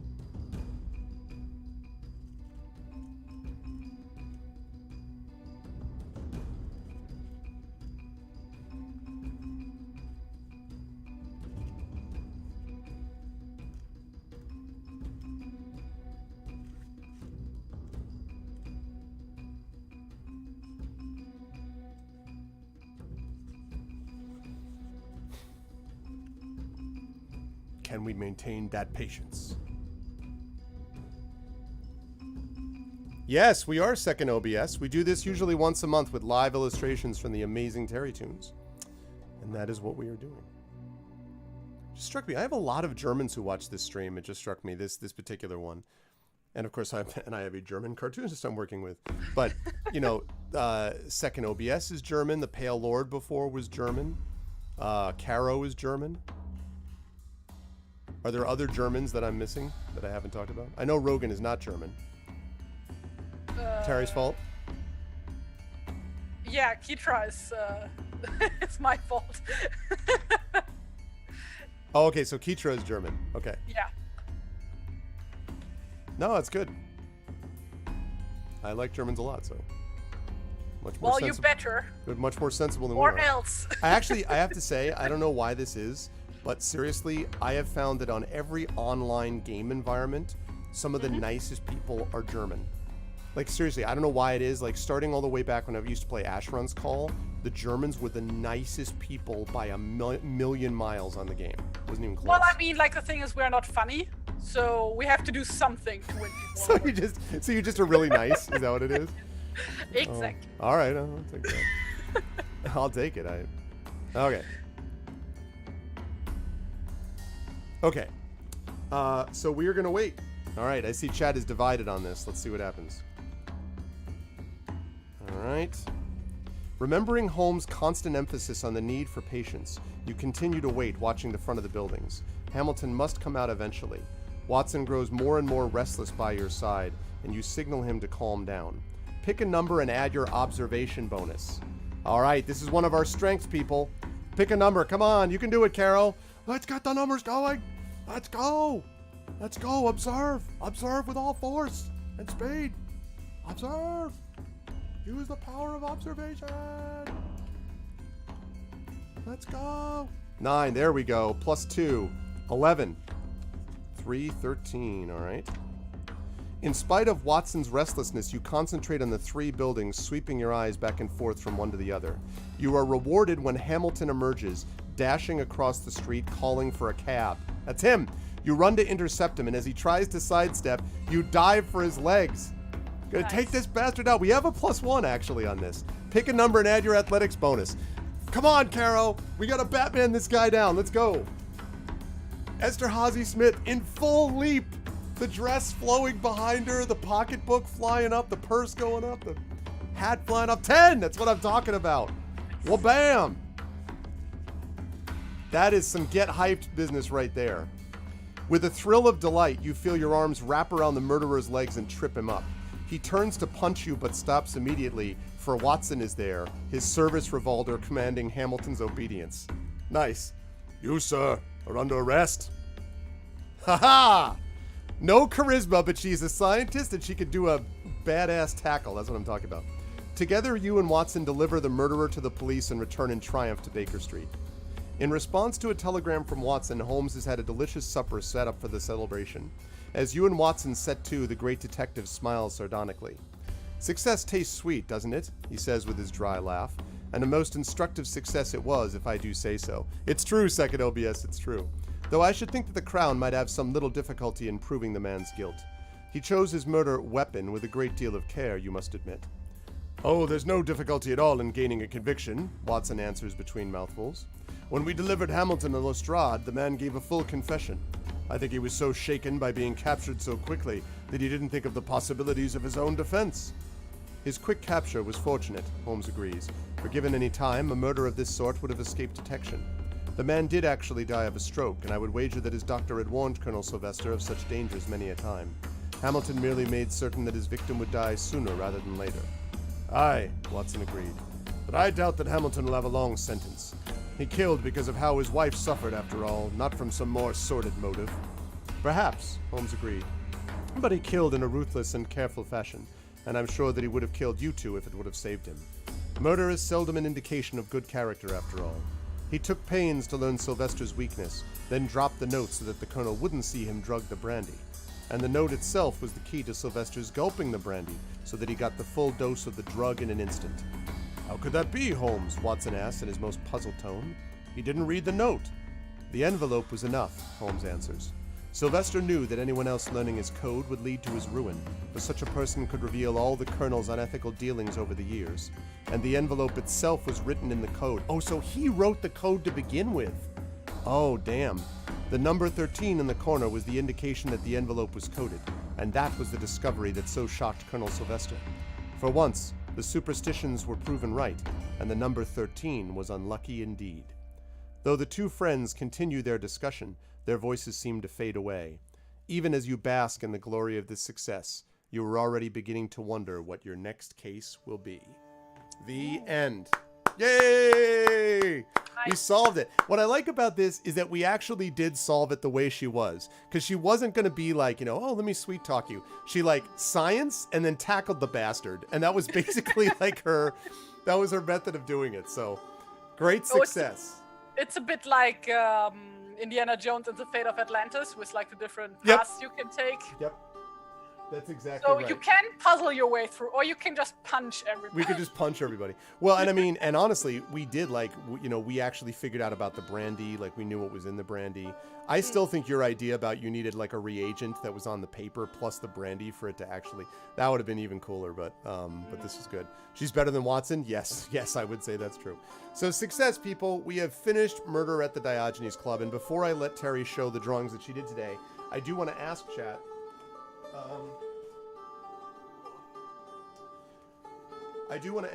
so we have, originally we thought about this, we have one other Sherlock Holmes book, which is called Sherlock Holmes, the Honor of the Yorkshire Light Artillery, and it is about a restaging of a historic duel where one of the duelists is wounded, and whether it's attempted murder or not is the question. So this is the second game book. So the question, chat, is this the one that you want to do next month? If not, then we'll have to think about another one to do. Also, we'll have to decide if we want to keep our Lady Abigail Esterhazy Smith, because I think she was one of the more popular, people that we had. Well, I love drawing her, so. Yeah, she was. Yeah, I mean, she was She was like a lot of fun. I'm really frustrated that we didn't figure out. It just didn't occur to me to think of it as like 1 and 3. Like you still owe me superhero themed book still. I do. Well, we did the one that was Forgotten Realms themed one. a Forgotten Realms theme one. That's right. Well, we did also the I told you I have the one that is Forgotten Realms, except that it's the one that has all of the illustrations already, and like that's the whole point of having it. So the only other one I have is like a choose your own adventure. It's not even like a real. It's not even Forgotten Realms actually. I think it's Greyhawk. The other one would be superhero themed. That's Appointment with Fear, with FEAR, which we already did. So I will look. Also, if we get more German watchers, then we can still do a Dark Eye themed one. Do you know if it's been translated into English? Did I ask you Yes, that? there are a bunch of them that have been translated into English. Okay. So I would ask. Up at some point together. Well, let me ask Chat then. I will ask Chat. Chat, do you want to do one more of these and then do the Dark Eye books? Which, just side note, that might be a little easier for me because I'll have to get it shipped in. So, but they're available online, like I think as PDFs. So. Oh, they are. Oh, okay. All right. Well, then it doesn't matter. So, that's fine. So then, do you folks want to do the Sherlock Holmes one, or do you the second one and the last one, or do you want to do the Dark Eye? Gitra, Satinov's Chains is not a choose your own adventure book. That's just a point and click adventure. Yeah. Different thing. Yeah, your dice came through at the end, Caro. They're sure right. Caro loves this character. I'm actually a big fan of her too. Yeah. Holmes. What do you folks think? Do we want to do one more with Holmes and then move on to Dark Eye, or what? Since I can get either one, since I know that, then that's fine. Well, I mean, I care more for superheroes than the Dark Eye. Just saying, like, if we get more German watchers, then like Dark Eye might be a smart thing to do because no, I think that's a good idea because it might be popular among German gamers. Yeah. No, it might be easier even than superhero because I got to look into superhero. Holmes, one more Holmes. I don't care the way. All right, well then, so let's do that if Terry's okay with this. So we'll do one more Holmes. And then we'll do Dark Eye, and then in the meantime, I'll be looking for superhero, and we'll aim to do that. So we should be able to get all 3 in by the end of the year. So yeah, that's cool. Cool. All right, let us take a look at the amazing drawings that Terry did today for us. Do you want to start with? That was the first one, right? That was the first one. Yes. Okay. With her holding her tea. In a winter garden. And her crack pipe. And her crack pipe. Yes. That is really cool. I like the. Is that what you were complaining about the background, the plant in the background? Yeah, it was just like, why did I choose to put a background? This takes forever. Gotcha. So that was that one. That was awesome. I like that. I like the boots. Good details on the boots. I really like the boots too. I'd love to have these, so I'd probably never wear them because I can't walk in heels. So. Ah, I see. I don't understand how anyone's able to. So you're not alone there. Well, I guess it's just practice. I guess, but good also lord. Also pain tolerance. Yeah, exactly. Oh my god, so much pain. All right, so that's an awesome one. Next one. So then we had. I love that. I think that was my favorite. I love the idea that she does that and then is like, means absolutely nothing. It's absolutely useless. But that's great. Something about that reminds me of like the Jim Carrey movie. There's a movie like 13 or something where he has like, he plays this guy who like has all these like, he starts seeing the number 13 and everything. And he's like, what does this mean? It's a really terrible movie. But that reminds me of like the promo posters for that. I see. True. Very true. Second OBS. Well, you got me. By all accounts, it doesn't make sense. It's just like, I like the idea that you pulled it. Is that a curtain that she's drawing down? Like a shade? No, it's like one of those, oh god, what are they called in English? Looks like a shade. German, like a it's called shade. an opera, but like like those pull screens, like for a beamer. Okay. Yeah, it's a shade. There. We would call it a shade. Oh, okay. Yeah, we would call it a shade. Okay. Good call on the Phil Folio feel. That's true, Carol. Not quite like a Venetian blind, but similar. Yeah, but it's not a blind though. I mean, we called it a shade. If you pull the thing down, and then if they're spring loaded usually, so if you pull it down and let it go, it goes like back up and rolls up again. So it's a shade rather than a blind. Yeah. So that's awesome. I like that. And then this one, just this letter is utterly useless. I love that idea of just like, now that I've seen it, I realize this means nothing. Until Holmes is like, oh, that's critical. And you're like, well, I mean, yes, maybe, I suppose. And that was the last one, right? So you did 4. That was good though. You had 4 of these today. How's your arm holding out? Pretty good. Wow. I mean, my shoulder had been hurting all day because I pinched a nerve or something. I don't know, but Maybe this helped you Everything's forget fine, about that. I'm fine. I'm just very warm because it's like 30 degrees today, and Yeah. suddenly summer. Summer has Did not finally ask- arrived. That should be Yeah, a poster for the exactly. next giveaway, huh? I don't know. That's fair enough. That's fair enough. But this was great stuff as always. Wonderful stuff in chat. I think everybody always knows this, but I'm always like, I really enjoy hanging out with Terry doing these, and I especially, and I really enjoy the art, of course, that she produces for these. So these are great, Terry. This is really good. Especially we were 2 months off, and you got right back on with right back in the saddle with a successful crime solving. So.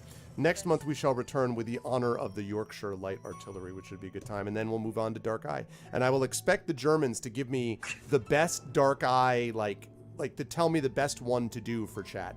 That's the thing, because I know, We'll of need course, to of find Dark out. Eye. Like, I never played. Well, I played one of these, but the one that I did play, I think, wasn't translated into English. I can check, but I think I checked last time I brought this up, and I think it wasn't available.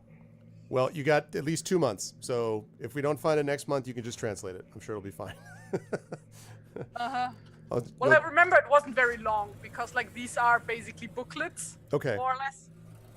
The Schiff in der Flasche was the German name for this book. Oh. Was it?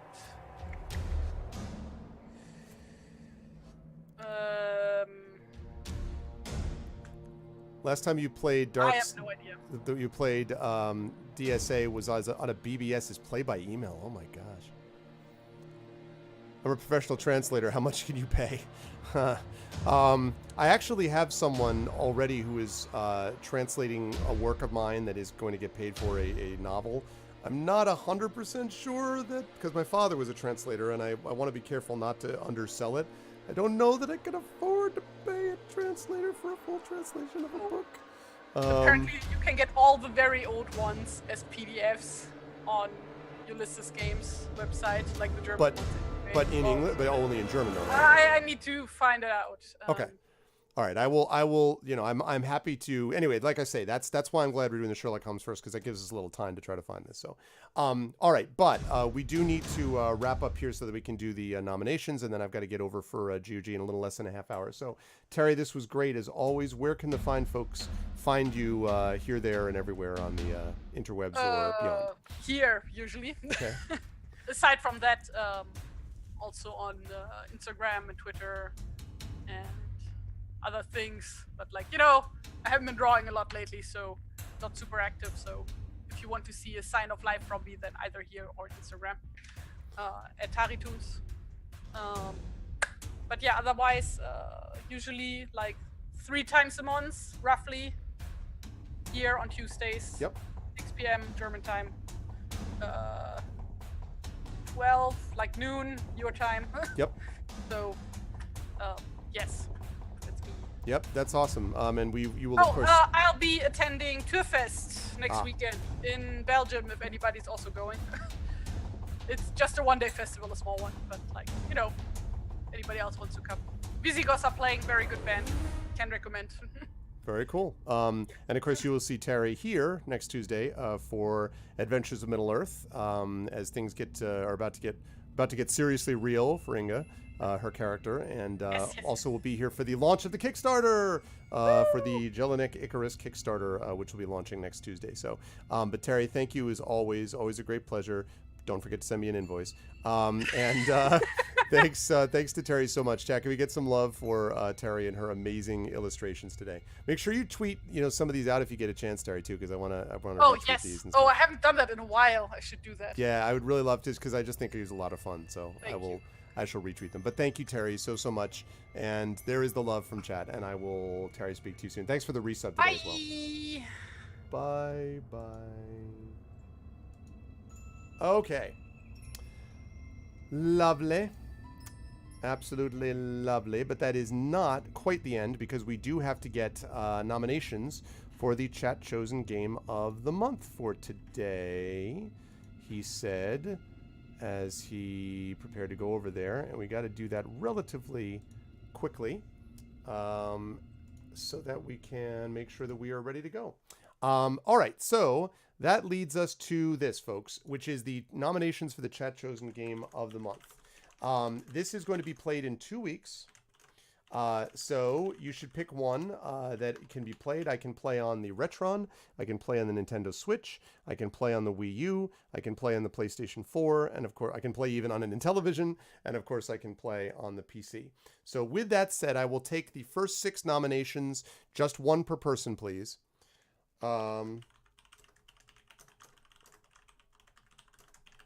Wizardry Tale of the Forsaken Land. Okay. Never Alone, okay. Can't believe you're making me play another wizardry game nonstop. I swear to God. It's a good thing I like you. Never Alone, okay. I'll buy one for you and one for a giveaway. So what is Never Alone again? Remind me what Never Alone is. Also, I need more nominations. We have 2 so far. I need other nominations for a game for me to try. Wizardry Tale, the Forsaken Land, Never Alone, and I played, what's up, beautiful bear? How are you? Yes, I did play Oxenfree on stream. I liked Oxenfree. It was pretty good. I was annoyed at the ending, but in general, I liked it.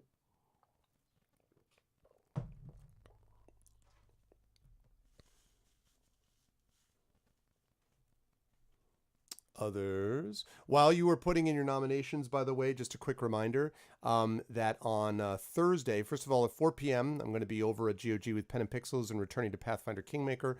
On Thursday, we will have the next class from Cat Rambo's Wayward Academy the Rambo Academy for Wayward Writers, and it is going to be a class on engaging characters. You will not want to miss that. That is at 8 p.m. Eastern on Thursday. And then Friday, we return to the world of Esper Genesis, which has gotten super crazy. If you watched the last session, it was pretty awesome. And then Saturday, we will be wrapping Sorcery Book 2, and we really will be wrapping it. Like, I think it's only going to take about 15-20 minutes because we're right near the end. And then we will be moving on to a new game, Deus Ex Human Revolution. So that's what the schedule has planned. And remember, next Tuesday, super important, please mark your calendars at 12 p.m. Eastern. Next Tuesday, we launch the Kickstarter for Jelinek and Icarus. And I really, really need us to have a big push. There's a lot riding on this project, so I'm really hoping that people will get behind it. The art is gorgeous. The story I'd like to think is good. So we're really kind of, we're really hoping for the best here. It doesn't matter how big, long a game. Doesn't matter what it is. Good to see you, beautiful bear. Yeah, it doesn't matter like how long. As long as it's a game which is suitable. I mean, if it's a game that has like a 3-hour opening, I mean, some of the games that get recommended are games that I do actually end up finishing, but there are a lot of games that I don't just because I have a lot of games to play. So if you think that a game is going to take, longer than 2.5 hours to really get underway, it doesn't make a lot of sense because I usually only devote about 2 hours and 45 minutes to one of these games in a session. So just kind of keep that in mind. So, I need other nominations, folks. What would you like me to play? The field is open so long as it's not a game that I've played or a horror game, which I will veto. But what do we got? Wizardry Tale of the Forsaken Lands, Never Alone. Anyone else? Anyone else? Are we going to have a really simple vote? Are we just going to have a vote between those 2 games this time? It's funny. Everyone always asks me later on. They're like, when are the nominations for blah, blah, blah? And I'm like, well, that happened there. And they're like, oh, I wanted to get this in. I'm like, I have it on the calendar. Nominations. Yeah, no horror. Please, no horror plays. Yakuza, huh? I mean, okay. It's not usually my kind of game, but I already played in one West of Loathing, Caro. I liked West of Loathing. It was one of my top games. I think it was last year that I played it. I was a fan of West of Loathing. Well, name a retro game, Keitra. I am happy to do a retro game. Name said game. With my Retron, I can play, let me see. I can play with my Retron, I can play Nintendo, I can play Super Nintendo, I can play Genesis, I can play Game Boy Advance, Game Boy Color, I can play Famicom, I can play lots of different games. Sega Master System, I believe, on my Retron. And then, of course, anything that's on one of the consoles, like Wii U or whatever else I have, too. Echo the Dolphin. That's a good one. I have already played the Blackwell Legacy second OBS, so I think I'd probably not do another one of those because I've already played and won that. I have not played Cultist Simulator. I'm not sure I like that, Rogan. Not because it's not scary, but I watched it and I was kind of like... It just felt like busy work to me watching it. Battletech Mech Warrior. I've already played and won Battletech. I interviewed the people. I know the people from Harebrained Schemes. And Trendane, who's a voice actor on my stream, was the voice of Espinoza, who's the bad guy in that game. So I was a big fan of Battletech. I played that on Pen and Pixels on GOG and won it last year. Love Battletech. Atari 2600. I can't do that. I don't have Atari 2600. I do, however, have Intellivision. If anyone wants me to play an Intellivision game, I will do that. Yeah, Trendane is the bad guy in that game. Oh, nice, Keitra, nice. Time Spinner. Wait, what is Time Spinner? Rogan, I'll happily do it, but what is it? Oh, let me look. Time Spinner.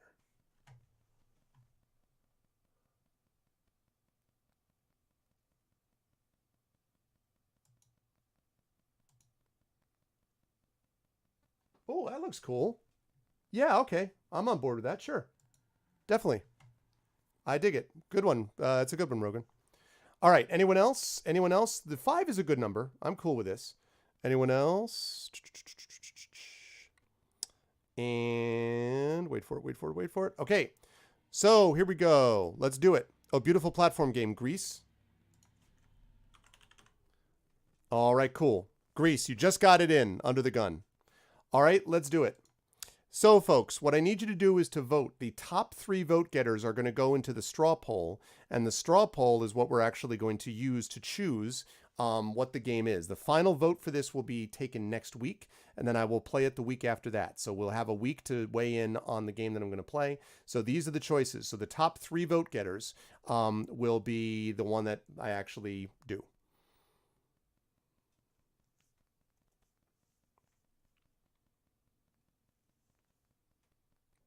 Yeah, that's true, but usually there are usually situations like what Rogan said. Usually what happens is people are like, "Oh, but I kind of like this game better," or they're like, "Oh, this game would actually be good," or whatever. They kind of throw when they see that theirs isn't going to win, they change their vote and kind of throw it behind a game that they like more than another game so they can make sure. That's usually what happens.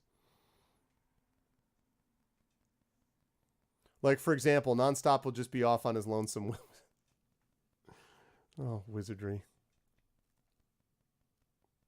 It's a long play. Nonstop actually did this all because like Nonstop is very generous with the channel and is a long time, like Patreon supporter and sub and everything. And he does all that on purpose so that he can get away with just being like, "Oh, how about you play Wizardry, Arv? Your most hated series." And I did try playing Wizardry 8. I gave it the old college try.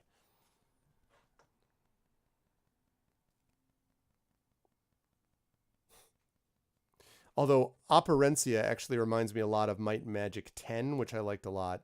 And Might and Magic 10 was an example of a game, the Might and Magic series, that I prefer to Wizardry if I was going to have one of the others. So, all right, so we have Never Alone, we have Time Spinner. Okay, I'm going to last call this. So it looks like Never Alone and Time Spinner will be in the final group.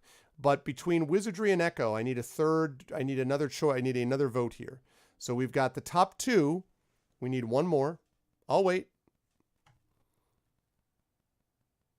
It's cool, second OBS. I'll wait, but I got to get going here pretty soon, though, because I got to get set up. I'm running a little bit behind, so I got to get set up for my stream at 4. Never Alone is definitely picking this up. Never Alone with 3 votes. Time Spinner with 2 votes. There should always be a Wizardry choice. Oh, man. Also, Aridinel, are you ready to put together a straw poll for me, my friend? Based on whatever the top 3 are? If you could do that, that would be lovely. Okay, thank you, dude. Okay, I need someone to break this. See, more votes for Never Alone. Well, this is good. I'm glad that there's as much support for a particular game. That's good, but we do need a vote. We have that and Time Spinner. We need a vote between Wizardry and Echo to push that over the edge. Okay. Wizardry and Echo. We need one more vote. Got 4 for Never Alone, 2 for Time Spinner. Exactly. Yeah, you need a third option. I can't really put 4 in there. Oh, God damn it. Fine. Okay. Going once. Going twice. Okay. All right, there we go. So in the next game, or you can connect it with next game later on, but in the straw poll, Aridanel is going to go Never Alone, and then Time Spinner, and then Rocks, and then Dirt, and then Raisins, and then Wizardry. No, I'm just kidding. Never Alone, and then Time Spinner, and Wizardry, Tale of the Forsaken Land. Those are the ones.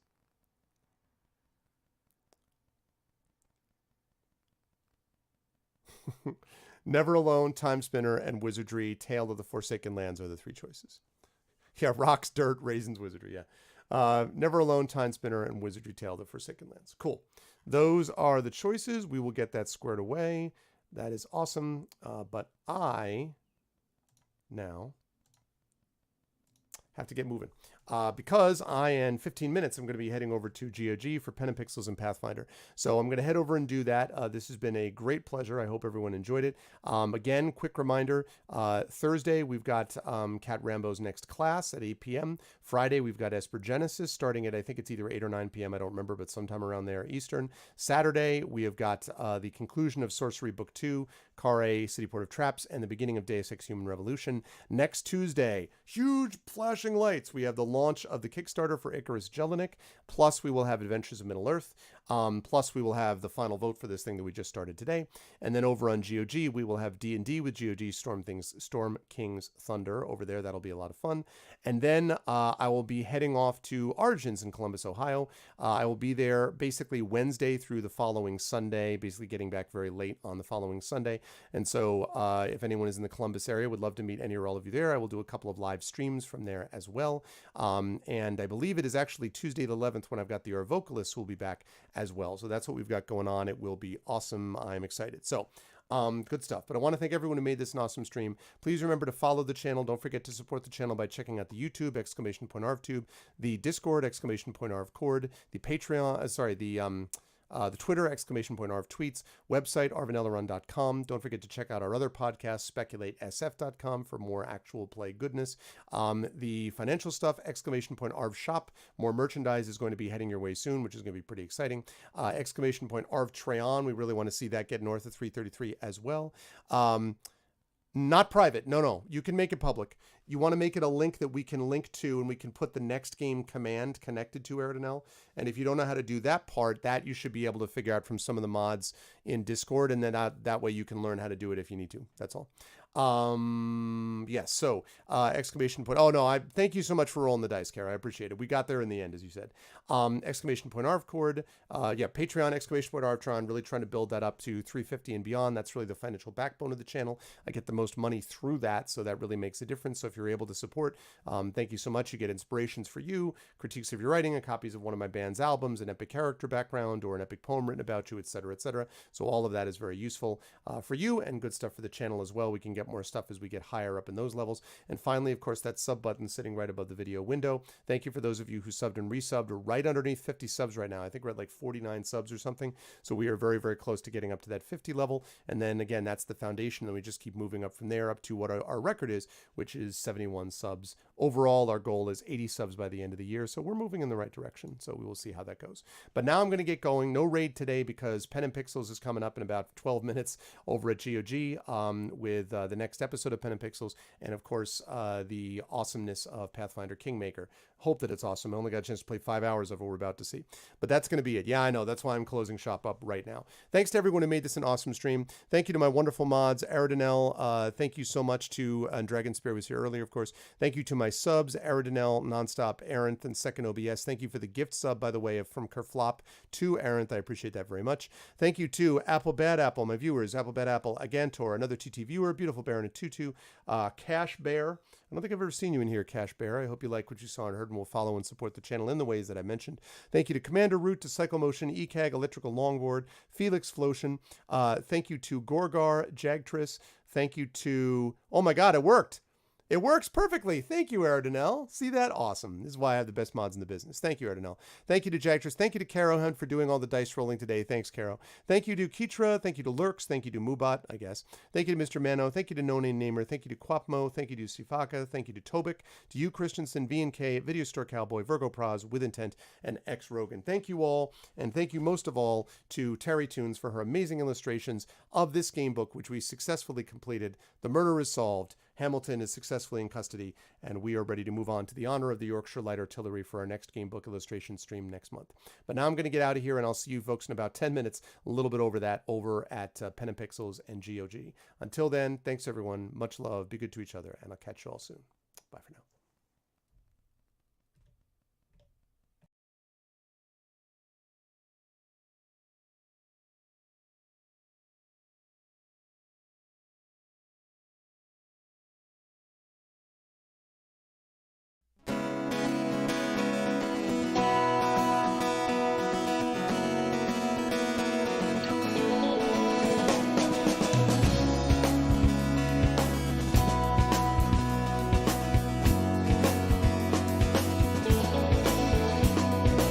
Well, do you remember when the world was fresh and new? When it all seemed clear to you? When your aim was straight and true? Were your mind untroubled by the questions in the dark? Content to play your part, open pathways to your heart? Were your life untainted by a host of broken dreams? When all your acts were queens, understood all that it means? Could you have understood the way your life was bound? Did you ever wonder how you got from there to now? Oh, yes, you're gonna fly away from here, where the sky grows more clear, and your problems disappear, drift away down below. Watch them go down to your friends, where the trouble never ends, and there's always just one more day left to go.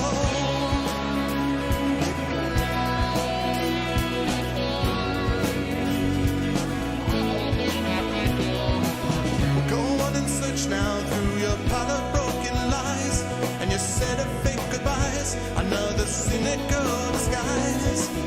When will they catch you? All those little things you said, will it turn around instead? Blame the voices in your head. With all your subtle language, try and turn your life around.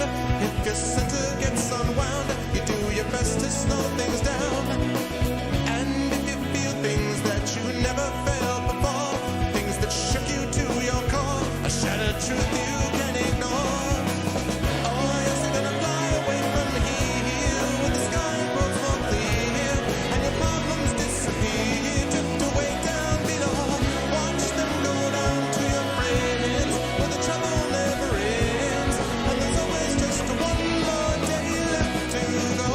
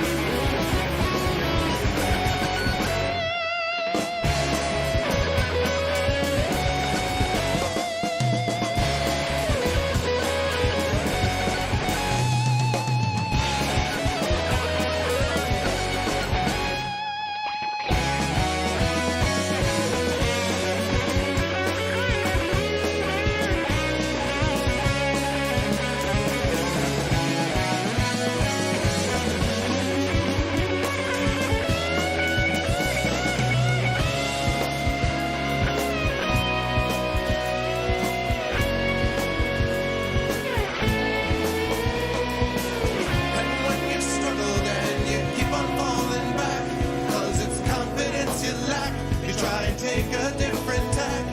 You can turn and face your demons, or you can give yourself a break. You can go a new direction, life is only what you make. When it comes to your own vision, when you got to